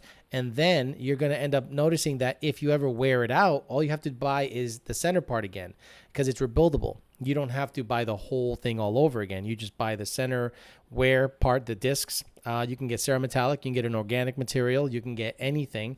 And if you do switch from a T56 to an MT82, all you have to do is change the splines on the disc, meaning 75 to like $120. You say here, I need 23 spline or 26 spline. When McLeod wears, I think you got to buy the whole shit. I don't think you can just buy the disc. You got to buy everything. So I think it's worth it in terms of, I don't know, I guess rebuildability, if that's even a fucking word. But at the end of the day, I just think it's something I have experience with. Now, Exidy singles, I'd love to get my hands on one and see if there's something that I can compare it to, but I don't have, I've never really come across it. And like right now, the 19 Mustang, if I go high RPM, like 7,500 RPM and try to crank a gear, it's going to lock me out. It locks me up. Is that it's a stock clutch, right? Stock clutch, but it's supposed to be dual disc, so it's supposed to alleviate that issue. It's still there. That's why I think the shift forks broke on the 18 because it locked me out and I got these little arms and I just fucking ran right through that motherfucker. Yeah, this is an extra large shirt, by the way. That's extra large? Wow, look at you go. Dude, fun fact. We met once briefly. When the fuck did we meet? I can't believe I didn't open with this. PIR 2016. PRI. Yeah, that's what I said. Yeah. Yeah. I'm like, PIR, is that a drift event I didn't go to? So it's probably a race. Yep, you were working for VMP, and I was like, I know that guy. I walked up, I said, hey, Olo, love your stuff. Shook hands. That was it.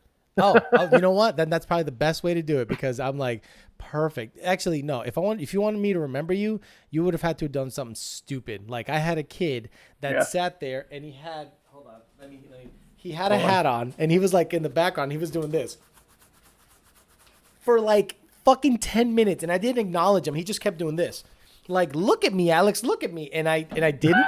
And I just ignored him the whole fucking time. And then he finally goes, hey, man, love your stuff. And I go, hey, now how you doing? So I remember him just kind of flicking his hat forever. And I felt bad. But I'm like, dude, what the fuck do you want me to do? I almost was going to do something stupid like that when you called, like just not face the camera. Be like, holy shit. Yeah, I think I was at VMP. And the problem, it was a good and bad experience being who, quote unquote, who I am, because I'm there to represent a company. I'm there to represent VMP, and people come up and they talk video stuff. And I love how you called LS guys faggots. And I'm like, oh, dude, come on. I mean, like, do you want to buy a blower? Do you give a shit about, these pulleys and these throttle bodies? Like, oh, I don't care. And I'm like, so it was a bit of a double-edged sword, but it got people to the booth, and I don't know. I guess it worked out, but it was just weird. I just felt weird about the whole situation. So whatever. Well, yeah, that's a fun fact. I completely forgot that because I'm like 6'5", so. Oh, you're that tall? Shit. Yeah. Okay. Yeah. I probably would have noticed you. I guess I don't see you being It that was tall? it was so brief, yeah. Oh, okay. So, was I wearing Dockers? Was I looking appropriate? Was I Dude, looking professional? you look professional as fuck. That's the thing. Like a lot of people see me out in the wild, and they're like, "The dude's got Dockers and a dress shirt," and I'm like, Yeah. "Yeah, that's how I But I think look." you're wearing a hat too, though. So. Yeah, and I had probably had like dress shoes or sneakers because you need to be comfortable at PRI. Fuck that, it just becomes a nightmare. Like, what got you to PRI? Were you living in the area? Were you there with a company? What was going on up there? How you got there?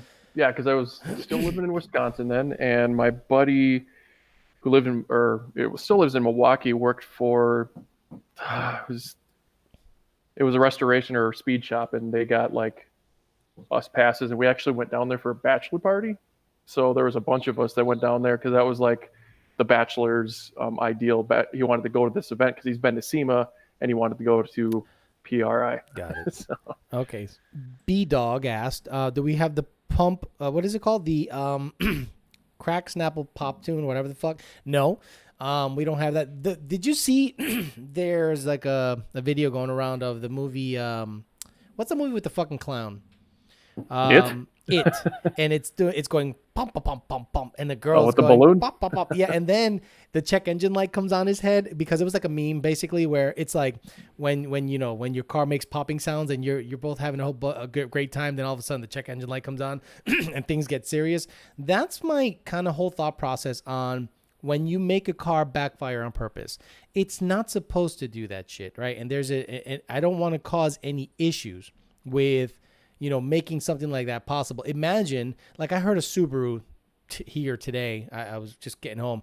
That thing was making like shotgun sounds out of the exhaust. I'm like, that cannot be good. You should hear my buddy Andrew. He has an LS in his 240. He's a Pro 2 drifter in Formula Drift, and he has the king of all burble tunes in that thing. It sounds like fireworks are going off on D-Cell like right now. As soon as you left the gas, it's like just the 4th of July. Yeah. So I tell people what's going on internally to make that happen. Like what is going on? Are we running it fat and then lighting up the exhaust and then the unburned fuel makes a huge sound? What happens to the engine? How much the harmonics? I really don't want to do anything detrimental. Our job at Lund Racing is to make the car perform well, not make it like some dumb shit. But then people do say, what about the cam lope tune? The cam lope tune is meant to be to idle. You sit your ass there and then go it doesn't go ba-boom, anything like that. It ends up just kind of like being super, what do we call it? What's the word we use? Novelty. That it is, meaning you're not supposed to drive on that bitch. So I think Eric Batchelor knows the meme I'm talking about, and I'd have to pull it up. It's actually really good. So just look up the It meme of the burble tune, and it's funny as fuck because it's exactly how I envision people go, oh, that sounds great, and then there's a check engine light, meaning the car's telling you there's something wrong right before that shit happens. So yeah, that's all that happens. Brian Mockleridge gave me $20 for no reason. I appreciate it, brother. Now Brian Mockleridge has a GT500 swapped F100. Dude, so fucking badass. What? 800 horsepower, TR6060, E85, VMP Gen 2R. I think it has a Gen 3 now. I could not imagine driving that fucking thing around. Fuck all that. No, thank you. Someone's asking you something here. I think, Matt, did you already answer that? When you were in Wisconsin, did you ever go to Crandon and watch Johnny and CJ Greaves in short course? No, I messaged it, but no, I went to Crandon. They have the international like off-road racing over there because I was actually super close to Crandon, but nope, never partook over there. It was just not my thing. Not your thing. Yeah, that's Randall Hadid, one of our customers. He's a good guy, big fan, nice guy. He has a 800 horsepower freaking Raptor, and he's the one that owns the twin turbo GT350 I drove up there. Yeah, so he has some pretty badass cars. And didn't it sound like a Subaru though? Like two Subarus side by side? Rebecca owns a Subaru, so it's funny. And we were listening to the video, and I was like, I think it gets better as the revs go up. Nope, it sounded worse. Like two Subarus just going to hell. Yeah. And I was like, I think I can still get into it. Yeah. No, that car is deceiving because in person, when you drive it, you go, hell yeah. Then I stuck the GoPro in the back bumper and went, what? And I'm like, Hell no, that sounds shitty. But then when you're in it, it's totally different, dude. It just resonates through the fucking trees and shit, and you're like, wow, this thing is wild, and it is so tame when the exhaust is off, meaning the Oh, the baffles are active. closed. Yeah, and then once you go watt and hits a certain load, they just open up, and it's pretty nasty. S550 510 says Whipple Gen 5 Stage 1. What are your opinions? Good blower. Whipple did a real good job with that blower. It's a front feed, real good intercooler setup. Get the later units. I'm not saying that the early units aren't great or good. I just know that the later units seem to be better. And yeah, I mean, you can make 1,000 with that blower, like no problem, as long as you have the adequate fuel and the proper boost. Just like see, right now the horsepower wars and blower wars are so freaking tight. You can get an Edelbrock 2650, a VMP Gen 3, or a Gen 3R, or Gen 3 RRR, or they have like seven. Yeah, they have 800 versions. A pirate version. Yeah, exactly. They the Whipple Gen 5, even the old Whipple Gen 3 was pretty stout back in its day, two years ago or something. So now it's kind of a pick your poison situation. Like, what do you want to do? Where do you want the power to be delivered? But they're all peak going to make pretty much the same shit. Now, if you want to be king dingaling, you get twin turbos, and you say fuck everything, right? Fuck it, I'm just gonna go twin turbo and just kind of fuck the world. But when it comes to blower, there is less of a distinction between blower nowadays than there used to be. For a while, Roush was king. It was better than the Whipple rear feed. Then Whipple came out with the Gen 2 front feed and was better than Roush. Then VMP came out with the Gen 2, Gen 2R, Gen 3. Then Whipple came out with the Gen 5. And Edelbrock came out with the 2650, superseding the 2300. And it's just like, wow, it's a great time to be alive. Way more shit okay, Matt, 2 years ago, 3 years ago, 5 years ago, did you think you could make 1100 wheel with a blower? Like feasible? Like you'd have to be, no, definitely not. Yeah, and then now it's like, it's to the point where it's pretty easy. Set of cams, E85, 1820 PSI. There you go. You have 1,000 plus horse, and the things are running into the eights like real easily. So it's kind of dumb. Let me go through here and go through some questions. I got what's up? Jamo Beasley. Hey Matt, what harness did you use on the Fox body? We did cover that. You probably didn't tune in, or during that time, I'm using just a Ford Racing control pack, and Gen 1 uses the same engine harness. So cat in the hat, that was that. It still has that tune? It still has that same old tune from way back when that I gave you? Yeah, I think we revised it we were trying to get the fans on earlier, like last year or something. Okay. And then I ended up just grounding the signal wire to have the fans on all the time because I have a lower thermostat, and it was still running like at 190. And that car gets warm. I think it's because of the smaller engine bay, and when you're drifting, you're not going forward for the airflow, and right. The nature of the beast. Get with me. I'm on vacation this week. Get with me next week sometime. I'll get you probably on some newer stuff that you might like better, and then I'll get you a Cam Lope tune if you want it, just to have a. Yeah, we have that. You do? We tried that too. Yeah. Okay. Well, it's not on there now, but I never got back to you because I didn't feel like bothering you. But because I was like during competition, it just anyway. We'll straighten her out, and maybe we can get the Fusion loped. Yeah, that's the plan. Kind of get both loped. I think the Fusion will lope harder than the Fox because the cams in the but the nice thing about the cams in the Fox, it chops nice, and it's less prone to stalling. It just chops really nice. It sounded like when I built a 347 for my 86, and that had a comp cams like the 274, a lot of lift. And that thing chopped, and it sounded just like that. I was like, "It's stock fucking cam." Yeah, that's kind of the thing because I did Christian's car, the 3-valve swap, the Coyote swap, 3-valve truck motor. Yep, and that thing was perfect. I'm like, and he drives it every day, and his future wife drives it every day, and super happy. So I'm not gonna mess with it if it ain't broke. I think Brian. Go ahead. Sorry. I don't want to give away your secrets. I'm pretty sure you just moved the exhaust stuff, right? No. Oh, no. There's a whole bunch of shit going on there. So now that I'm not giving secrets away, because the intake phasers are stuck at 0 on the Fox, right? Remember I was having that problem. Yep. So I was like, we'll see if it's. So obviously you're doing something with the exhaust cams as well. Exhaust cam and injection timing and some throttle shit and spark. Because think about it, if when the car starts in the morning and it has that deep low growl. Well, that we can make kind of happen during the chop to make it be more of a deeper chop, without giving too Yep, much I've heard away, that. Yeah, so Yep.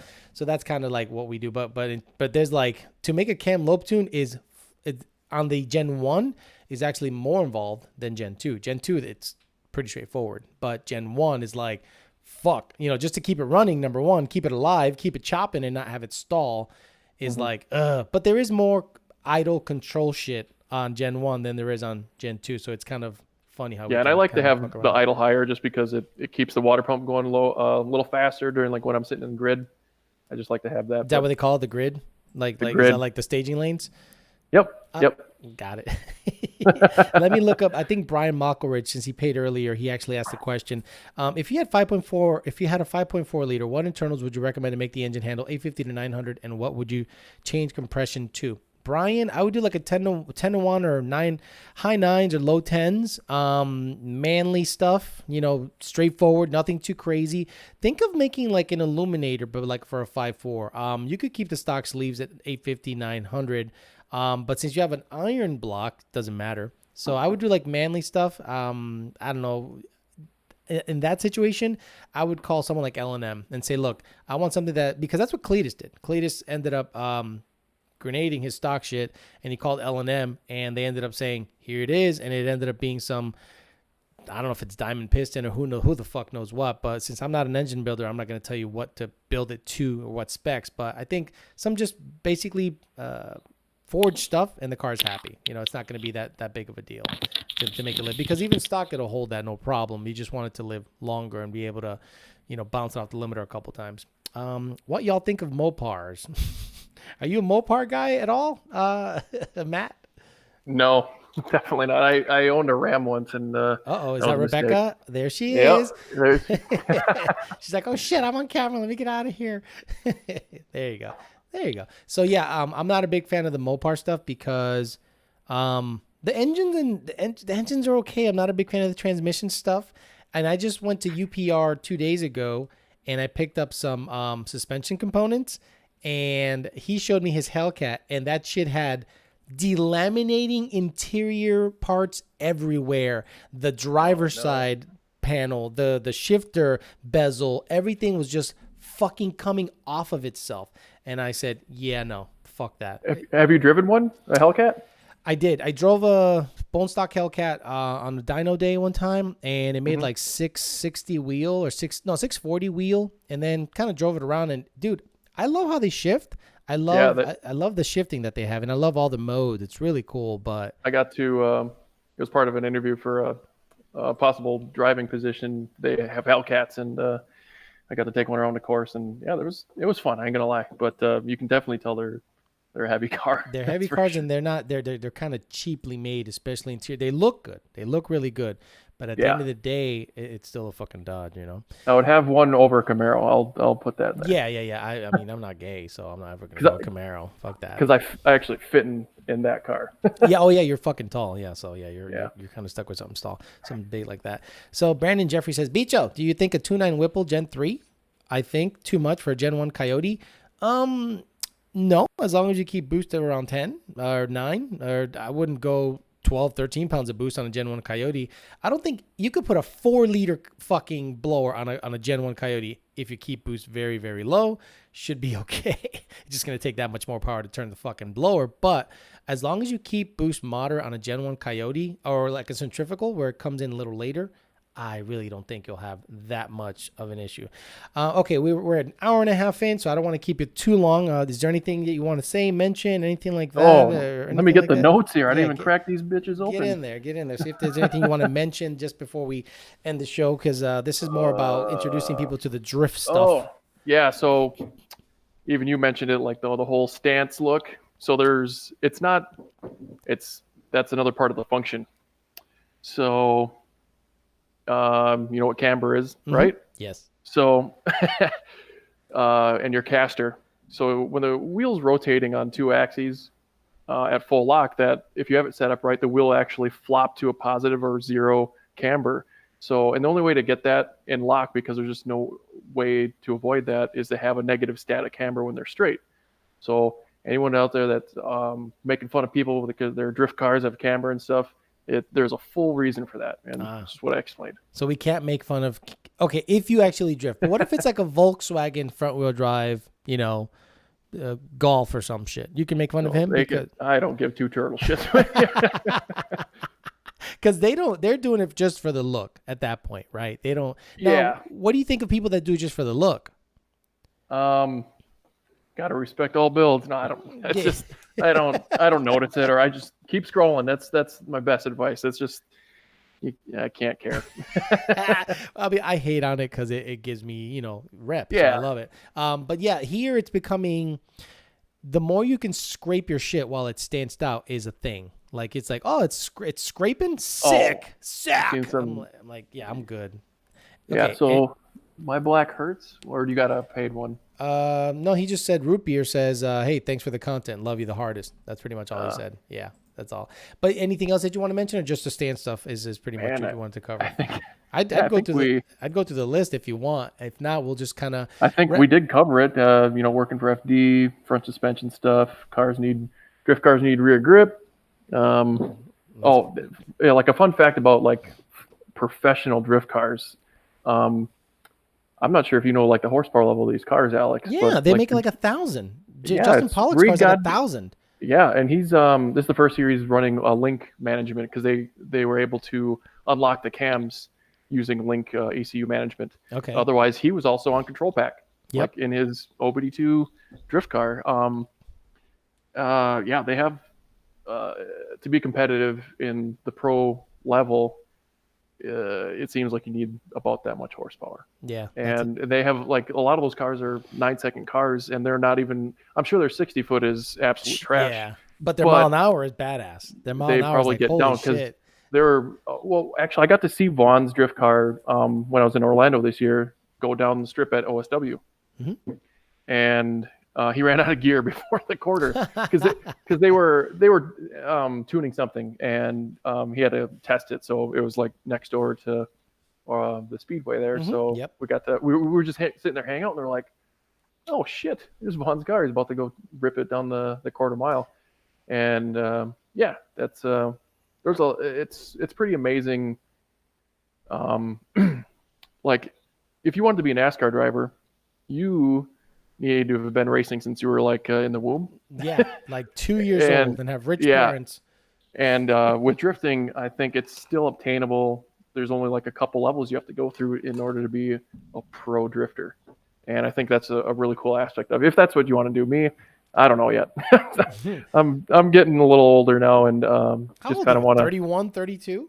34. Oh, fuck. You're not. I didn't even get into this field of work until I was like 30, 35. I'm a late bloomer in all aspects. So same. Yeah, so I'm just like, yeah, whatever. But yeah, man, let's do this. Let's wrap it up here. I'm probably gonna stay on a little later, see if anyone else has just general questions on. But I appreciate you being on for an hour and a half and just no problem, dude. letting me know everything. I just wanted to kind of give you some props, honestly, because you're doing the work yourself. You're getting noticed by the right people, and people should jump on board, honestly, because I think that's the next level for you. I think people jump on board, some sponsors get on board early in the train, and then they can, kind of mutually beneficial relationship. And I think that'll end up working in your favor and for their sure. favor. Cool. Yeah, like, just thanks to like the guy or the companies and people, because Justin Pollock did help me on the build as well, because he makes parts for the S550, right? And that we're on board early, it means a lot to me, because they actually saw the same vision. Because a lot of people are like, I can't believe you actually went through it. I was like, I don't juicy fruit around. Exactly. All right, brother, we'll end it there for this, and I'll stay on a little longer to answer some more questions. But man, I really appreciate it. You guys follow Matt Soppa on Instagram, his YouTube channel, and hopefully you'll get a blower in that thing. Edelbrock, get a blower in that thing sooner than later, man. Yeah, come on, Nick. Exactly. All right, brother. Appreciate it, Alex. Talk to you later, man. Yep. All right, so that was Matt Soppa there. We ended up, spending some time with him, and he's a good dude, and I like him. So I'm going to hang here for a little while longer because I have some energy, and I'm going to see if you guys have any other questions that you want to, throw out there. Wagonator says, I have a 13 GT with a VMP Gen 2R, 79 pulley, having idle issue. When you pull the car out of gear, RPMs hang, to 1,500 to 2,000. No leaks. Any idea? Who's tuning it, Wagoneer? That's the first question. Who's tuning it? It sounds like a lot of people think it's probably a silly question, like who's tuning it, but actually that really matters. A lot of the tunes that, actually all the tunes we use are pretty vetted, like vetted as fuck. And it's hard to just, give you a clear answer as to what's happening with your car if I don't know the full story. So I'd like to know the full story, Wagonator, and then we'll go from there. It's Murph Dog says, what do you think of the new Supras? The new Supras are BMWs because there was a recall issued by BMW recently. Nice car, quick car. Tuning turbo cars. The good thing about turbo auto cars is you can make them fast pretty easily, quickly. When I was growing up, the Grand National was the king daddy swinging dick dingling. It was the coolest fucking thing. It was, to this day, I'd get a fucking Grand National in a heartbeat. And it was amazing how quick you could make that auto turbo car go. Now, the new Supra had to impress. It couldn't be some piece of shit. It had to come out and do something good. So they came out with a pretty strong bottom end, and they've gone well into the tens, and they're rolling out. They don't look that good stock, meaning I don't think they look that good, but neither did the Mustang when it came out. When the Mustang came out, it was like, this thing's vanilla as fuck. The moment body kits started coming out, Celine, Roush, and all these people, it started looking better. And I think once a Supra gets some body kit love, like Icanu had, I think that's how you pronounce it. I saw it on 1320. They put out a body kit with this beautiful blue Supra. Shit was bad. It was beautiful. They did a real good job. So I like the car. I don't hate on it at all. Rupier says, thanks for the content. Love you the hardest. Love you the hardest. Cedillo 11 says, hey Alex, I have a 60 performance pack. Love the wheels, but hey how they look tucked in. What are your thoughts on spacers? Keep up the great content. Performance pack wheels or even stock wheels don't have a lot of, I think it's offset or back spacing. I'm not exactly sure which one tells you how far the wheel sticks in or out of the tub, for lack of a better word. But honestly, okay, Wagonator says tuned by VMP. Well, I would hit up VMP because if you don't have any vacuum leaks, if you have a throttle body that is vetted, I would say look at the tune, look at the hard parts. If it's tuned by us, I'm telling you, if it's a 67 or a twin 60 and a very well vetted VMP setup, if it's doing anything out of the ordinary, it's the hard parts. It's not the tune. Why do we say that? Because we've only tuned thousands of them. Okay, so anyway, yeah, the Supra, I like the Supra. It's a nice little car. They did a good job because it performs. I don't know, do they get access to the ECU right away? Like they don't lock it? That's very smart. If BMW or whoever the fuck computer is in that thing, if they're out there giving the tuners access to shit and making it editable, meaning you can manipulate shit, that's very smart because you got to make these things run. People that lock up their shit, I go, why are you doing that? Why are you locking up your shit? You want the aftermarket to get after it and go, make some power with it. Gilahun GT says, got a tune required PMS. What sent to Brandon 25% lead at idle? Tune required PMS. Okay, well, start looking at your data, brother, start looking at your install because PMAS data is usually never off more than 4 to 5% at idle. Just not. And if it's off, you have probably an aftermarket aftermarket manifold. There is a leak somewhere, I guarantee it. Big Daddy Trucker says, Yo Bicho, 3.8 231 cubic inch intercooled turbo was badass. It was. The Grand National in 1987 was the quickest American-made car period in the 80s. I think all of the 80s and maybe most of the 90s, where the Grand National, I think it made 300 and something horsepower, the GNX version, was quick. It sounded weird. I did one, I dynoed one when my last day at VMP was at this fucking shithole somewhere in Miami. And I got one on the dyno, and you could tell this guy knew this thing had some power in it, but it didn't have a way of locking it in gear. So I rolled into it. In third gear, and that thing made 560 rear wheel horsepower, 500 foot-pounds of torque. Obviously, it was hooked up and made some good power, but man, it was they're all black. If they're not black, it's not a GN. It's a Buick T-type. Dude, it was just a badass little ride. How do I get you to tune my car? Racer X M15. Support at lundracing.com. You can request me, but I highly doubt you're going to get me depending on the requests. But Brandon, Dakota, and Junior, and sometimes Senior are online, and they use the same files I use. We all draw from the same pool. Alex, will you tune my stock Coyote with a Caterpillar Marine Turbo for stock drivability? Absolutely. Cough, cough, C8 locking up ECU. Yeah, Killian Bibbs, that's kind of fucked up. But I think GM is doing it because the government is mandating it, right? I don't think GM does it because they don't want you to manipulate their shit. Their data can't be that fucking extravagant. But I think they're doing it because the government is saying, like, you know, they're probably mandating some kind of protection. Like, you can't get in there. You're fucked. You don't want to manipulate it because of emission standards that were put in back in it. Who the hell knows CAFE standards? So you don't want the aftermarket having access to it. Look, where there's a will, there's a way. Because when Dodges were out there locking up their ECUs, people like, you know, other aftermarket companies were providing unlocked ECUs. You're going to get around the problem. It's just going to take a little longer. That's all.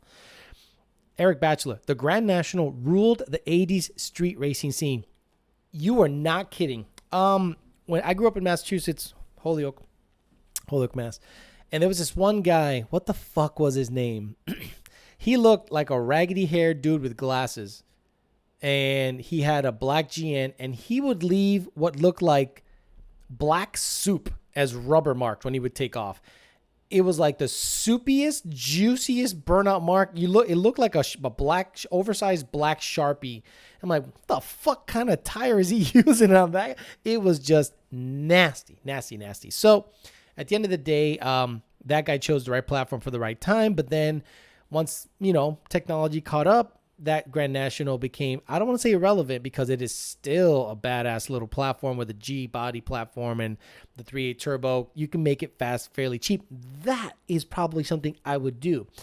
If I can somehow get the channel to grow, I'm not going to go out there and do like Cletus and the guys and just buy exotics and be like, look at these exotic. I want to build an old GN. Get a GN and take you through the build process, get someone that's very well versed in the GN world and say, dude, what is, you know, tell me what I need to do. How fast can I go with a stock turbo, stock internals, stock bottom end, stock trans, stock everything, and work my way up to something like a 950 car and see what it takes to get there. Because if it's a GN, I respect the shit out of that car. It's a pretty car. It's worth a lot of money still. I don't want to make it like a 90, 890 car. That's not fun anymore. But a 950 high 9-second GN that still looks good and has a set of centerline Convo Pros looking fucking good, old school, period correct. That to me is badass shit. Hemi Power and trusting in Supra, whatever. Brandon Jeffries says, Fortune GT, need to hang with my brother's 15 Hellcat. Help! Cold air intake 93 tune at the moment. What do I need? Boost. You need boost, brother. That Hellcat is going to rape your ass dry, not even give you the liberty of spitting on it. So I would get boost. What kind of boost? Not sure, but it's a 14 GT, so it better be about 700 wheel tops with good fuel, aka E85 or race gas, and then you'll be able to keep up and then beat the Hellcat. About 11, 12 PSI seems to do the trick. Nardi Mercado says, Alex, what's the best gear set for Supercharged S550? 331. Done. 331s. By the way, Cyclone, Typhoons, and TTAs were also badass back in the day. Correct.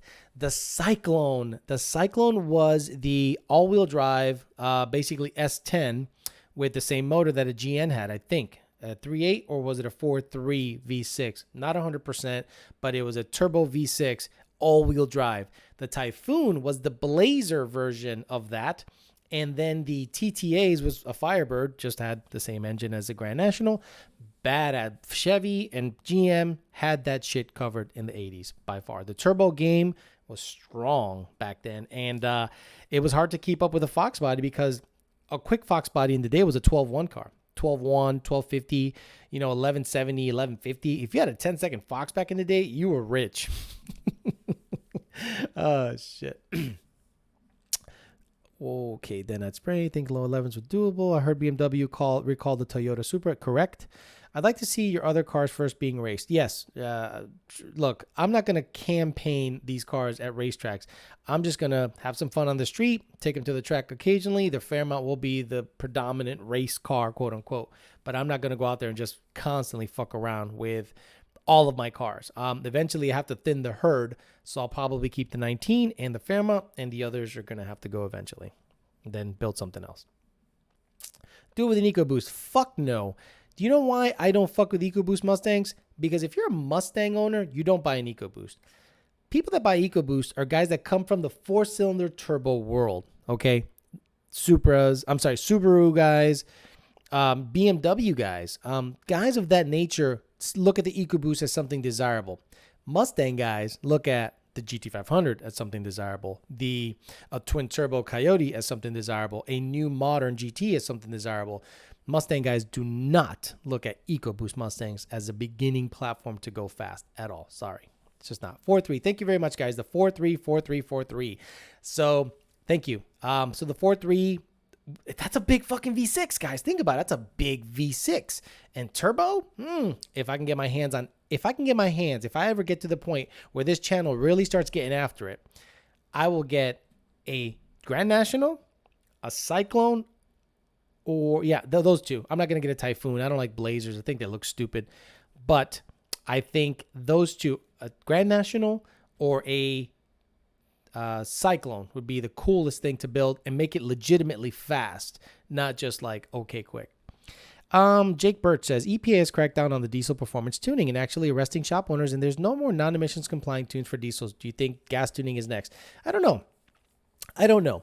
The problem, I think, and I don't want to talk too much about it because I don't know enough about the subject, is the diesel guys shoot themselves, and I'm not saying tuning companies, I'm saying diesel owners. Diesel owners love rolling coal. And the EPA loves some visual evidence of stupidity. So anytime I see a guy rolling coal, I was watching videos today and on Facebook, and it was a compilation of boats, right? Boats that are just badass, twin supercharged, big block, making, 2,000 horsepower, badass shit. And one of them was diesel. And the thing was just blowing smoke all over the fucking place. And I was like, well, that's fucking stupid. The last thing you want is to be a guy on the water and there's a guy rolling coal on the water. It's not, I get it. Some exhaust goes right into the water. I get it. You're hurting the ecosystem the same way. But if you want to see a visual representation of polluting, there is no more of a visual representation of polluting than anything diesel performance, billowing black smoke all over the place. So I think that's why the EPA, it was an easy target. They went, boom, there it is. People like us make the car more efficient. People like us, make the cars run on ethanol. It probably emits less emissions, noxious gases or whatever the fuck. So I don't know if they're going to come after a massive, massive, massive community that aims to make your car fast, but also super efficient. I don't know how it'll translate. I don't know. Honestly, I don't know. EGR deletes no more. Yeah, I don't do any of that shit. We tune what's in front of us. Okay. I don't sell any parts and I don't work for anyone that sells any parts. We just tune what's in front of us. Alex, what's your best manual NAS 550 time? What's the best you have seen stock Coyote long block? Alex, what is your best manual NA S550 time? I don't own a manual S550. The quickest I've gone was in VMP's Track Attack, and it went 11.0. And I believe it's still, to this day, the quickest that car has ever gone because I was their best driver. So I think an NA, the quickest I've gone in an NA manual, I'm sorry, you said NA. I have not, I don't own an NA S550, but the quickest I've gone in a stick S550 was 11.0. Mr. Nitro says, I'm selling my twin turbo S550 auto. I want a manual. Go S550 again or S197. S197 for manual. A lot of diesel guys just want the soot to be cool. Soot ain't power. It's wasted fuel. Exactly. That's what I always said to people. I said, if you're billowing raw fuel out the bitch, how are you making power? And then I saw Gale Banks, which a lot of people probably like or dislike your oh, I gotcha. Kona Blue got by you. Your 18 is an S550 beach. I know, but it's NA. I never took it to the track. I never took it to the track. So, I just drove around because it was my daily. I didn't want to beat it up. It was probably a low 12-second, high 11-second car because the Lund Racing stock 18 went 12.1 in negative 8,000 DA. So my car on the 85 was probably around that because it had 373s and it was the same shit. So I wasn't interested in going to a quarter-mile track with my S550. Jay Fine says, what's up, Alex? What's up? My back hurt says S197 for Manuel. Yeah, if you're going to get a manual, I'd go back to the S197 because I think there's so many aftermarket parts for it, and it's going to be a lot easier for you to live with that setup than with the growing pains of IRS. You're going to bust an axle. You're going to have to put IRS bracing. You're going to have to do the inserts. You're going to have to do the axles. You're going to have to do the end links, toe links, all that bullshit. Where on an X197, you're done. Stock rear end with 373s and some upper and lower control arms. Done. Fucking done. Mustang Bill Sr. says, Alex, no love for the LVD days. Yeah, the LVD days were pretty fun. Lebanon Valley Dragway in Lebanon Valley, New York. One of the nicest drives to any racetrack you'll ever be in. It's just in the middle of nowhere. Great DA. Great conditions most of the time, unless it was in the summer. I loved going to Lebanon Valley. That's where I cut my teeth in drag racing with my 87 5-liter. It was like in a 12.1, 11.9 car. Then my silver or gray notchback was like an 11.7, 6 car. And that was stock heads, 650 carburetor, Edelbach Performer RPM, and an F-cam with stock shit. It was stupid. Love that car. What are you saying about Gale Banks on diesels? I'm saying that a lot of people, I didn't finish my thought. Gale Banks would say that. Gale Banks would say, if you're burning raw gas, if you have, a lot of people like to roll coal. He goes, that's stupid. That's wasted fuel. You could be burning efficiently. So if you're rolling coal, you're not making power. So a lot of people don't necessarily like Gale Banks, or maybe they do. I think he's super smart. I think that's his name, Gale Banks. Yeah, burns cleaner. They should make E85 mandatory for performers. Burns cleaner, right? Yeah, I mean, E85, when you run your fingers on your exhaust, it's like vapor, you know? So it's not gonna be like nasty. I hear some people say, Alex, I get a lot of smoke coming out the back of my car. I'm like, on E85? I don't think so. KG Boney says, Hellion Street Sleeper Kit. Would it be a good idea to move the mat from the intercooler to the throttle body charge pipe? Yes. Just like a Vortec kit. If you can mimic something like a Vortec kit or something like that, as opposed to the intercooler, it'll just make tuning easier. It'll idle better. It's just better, period. What did you do with your Mustang 2? Poor boy. Good for you. He listens. My Mustang 2, I had a 78 Mustang 2 as my first car. And I gave it to my dad because my dad worked on it for a little bit, and I got some money and I bought an 86 Mustang and I gave it to my dad. My dad traded it in for a 1984 Cadillac Fleetwood. He was so happy. I basically said, here's the car. He gave it up and traded it in for a Cadillac.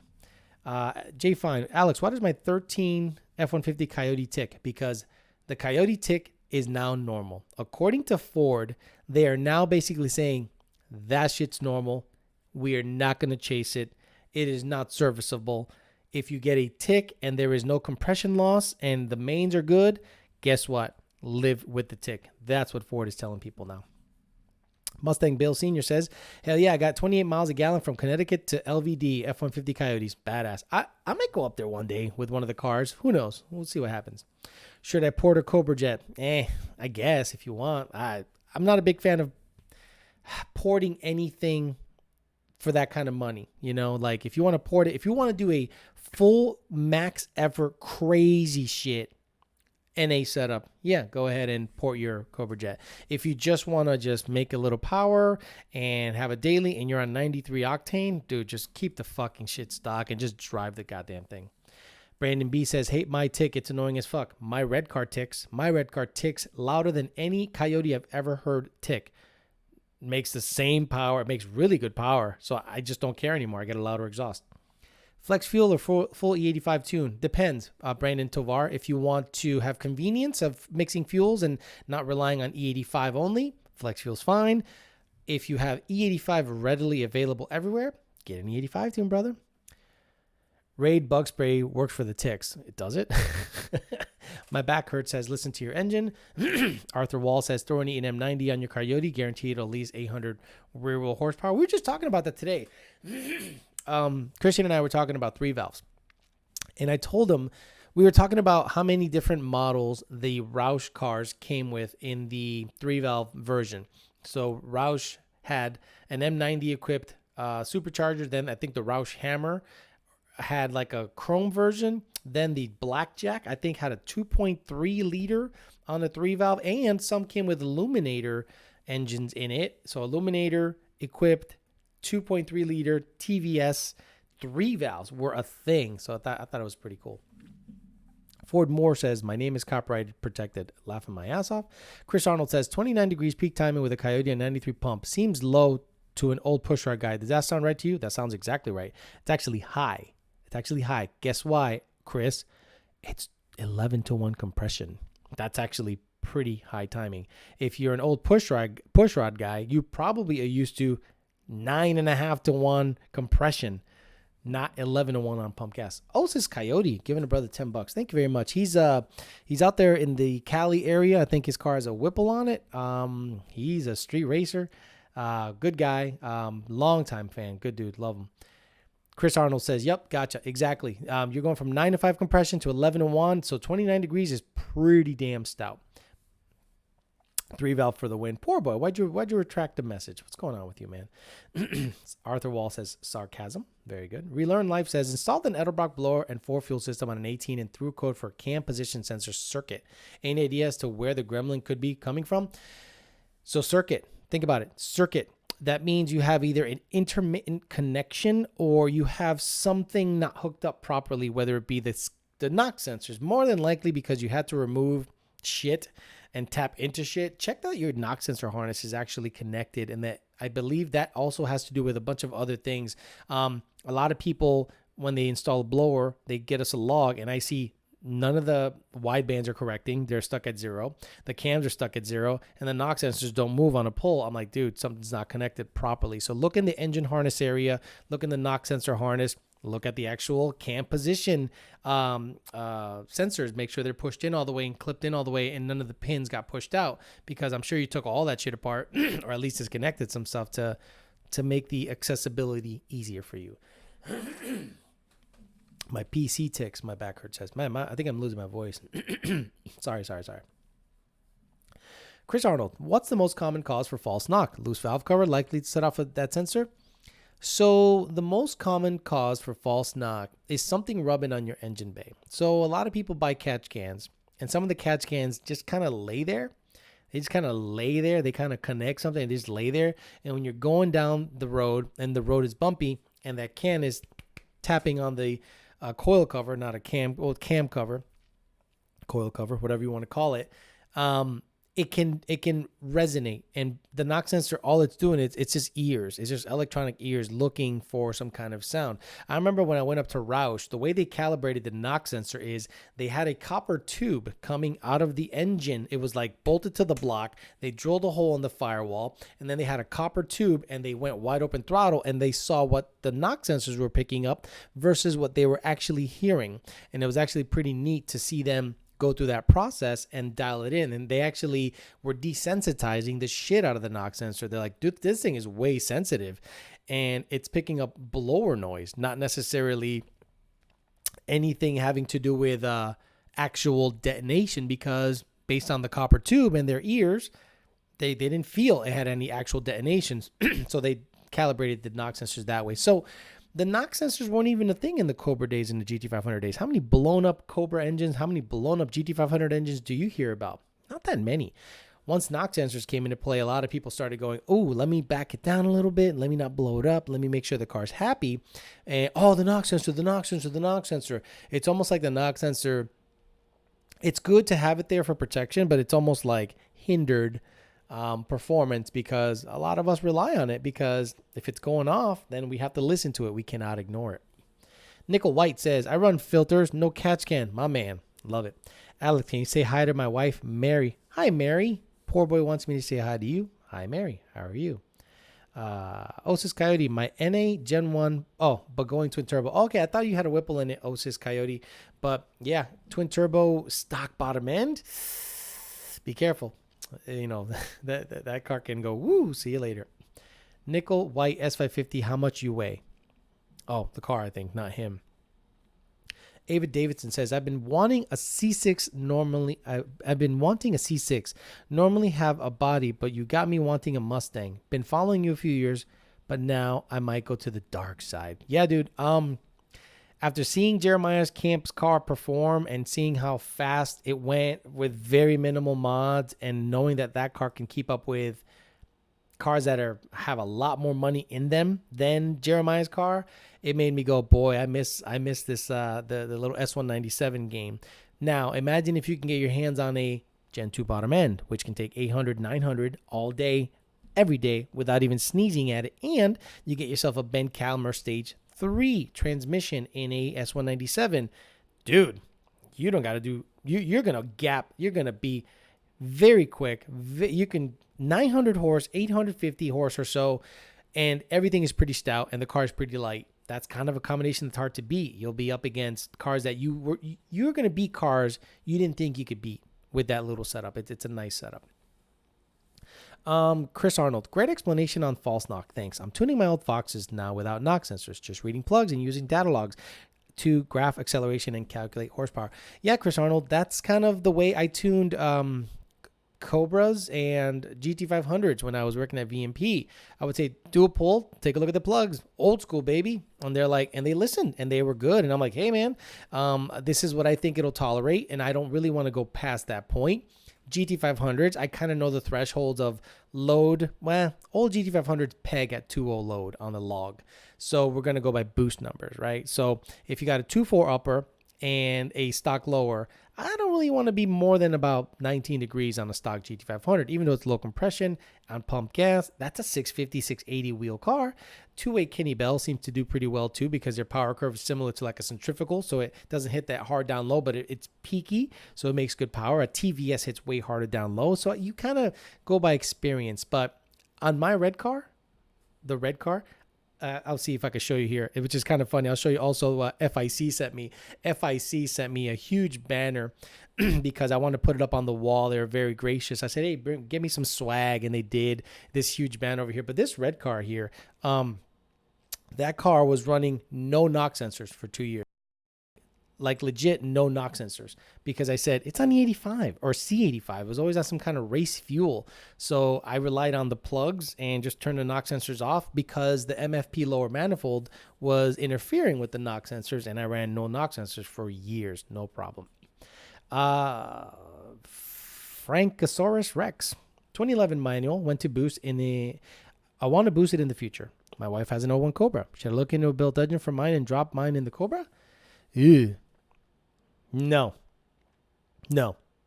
Leave the Cobra alone, because it's just a huge process to Coyote swap one of those cars. I would just get a built engine, or send your engine out to build, or just keep yours as a spare bullet. Get a built engine, put it in your car, and keep yours as a spare bullet. I wouldn't go into the whole trouble of Coyote swapping an 01 Cobra. I just think by the time you start nickel and diming how much it costs, you're going to go, I could have bought another built engine with that kind of money. Trust me, once you're buying control packs, tuning, fuel system, bracketry, dude, just chill the fuck out. Joshua Nuss says, Alex, I have a Ford that will be replacing the Coyote with a 4.8 V8. Is this true? What's your thoughts? Alex, I heard that Ford will be replacing the Coyote with a 4.8 V8. Is this true? What are your thoughts? Well, right now the Coyote is a 5-liter, so if it's a 4.8, it's probably going to be higher compression, higher revving. I don't know. I wish I knew rumors about that. I'm not in on the whole Ford game. They're not super tight with me, because I probably don't give favorable reviews of their EcoBoost garbage. So EcoBoost Mustang garbage. So yeah, I'm not in on the loop when it comes to what the new superseding engine of the Coyote will be, because the Coyote has been around for 10 years, guys. That is a long fucking time to have a basically similar setup. That is probably one of the more successful engines Ford ever came out with. It was in trucks, it was in Mustangs nonstop, and it's just been an awesome engine. And if something is gonna take it over, I hope it's better, or as good or better, and I hope they don't replace it with something with less power and shittier performance. That would be awful. Then Coyote swaps will become even more popular. Yo, Broham, Josh Miles says, I have a 14 GT, 2008 Shelby GT500, 2012 Shelby. Was wondering if you owned all these cars, how would you utilize them or build them, in which order? 14 GT, I would build it if it's an auto twin turbo, go party, make, run 9s in it. An '08 Shelby, I'd put a TVS in it, 204 upper, MU52s, and just kind of hang out with it. A 12 GT500, I would look into like a VMP Gen 3, E85 it, ID 1300s, NSR cams, 373s, Mantic clutch, and run 9s in that motherfucker stick. So 14 GT twin turbo, 2008 Shelby, just a regular Trinity TVS, 2.4 upper, and MU52s, and enjoy that car. The 12 GT500, get after it, get a fucking Gen 3 in it, Mantic clutch, ID 1300s, return style fuel system if you can swing it. But the Shelby GT500, the 2012 version, would be that, and the 14 GT would be the ones I'd take out if I wanted to beat some ass. The '08, not that I dislike the car, I just don't want to build an '08 Shelby. I like wide bands, and I like the modern stuff. And the 11 to 12 GT500 are my favorite year. Excellent. Yo, Broham. Okay, he asked the question again. ProCharge or Supercharge for an S550? So the ProCharger is a Supercharger, so I don't know why you think it's different. Anyways, it would be amazing if you could tune my buddy's Ford Moore's S550 this week. He already purchased a tune through PBH. I will not be tuning anybody this week. I am on vacation. First vacation in 3 years. I'll be going, I'll be visiting family and hanging out down here. I'm just going to enjoy myself. And I want to get the Fairmont on the road. I'm going to register it tomorrow. If that car is on the road tomorrow, best be sure your fucking feed is going to be flooded with Fairmont shit. I can't wait. Chris Arnold says, yeah, but you want to have his baby. I don't want to have his baby. Will an N-Gage void warranty on a 19 F-150 5.0? No idea. And Ford Moore says negative. Oh, so that's Ford Moore. Okay. I think they're both friends. Arthur Wall says, I was so hurt at as a BMW fanboy when I found out that the Coyote GT would run circles around an E92 M3 at the track and on the street. I don't know. Chris Arnold, nice. Get out of here and go have a nice time, bro. Sweet. A YouTube baller vacation. No, seriously, I'm not a baller. I'm just going to fucking get the Fairmont running, do some shit around the house that I wanted to do, and be done with it. Okay, I'm going to get out of here. I appreciate you guys being on. I went on a little longer just to make sure I answered any silly questions that came around. So I'm going to be back next weekend. Hopefully, we'll see if a Fairmont video pops up before the next live stream. But if not, hey, I warned you guys. So thanks for listening, guys. Talk to you later.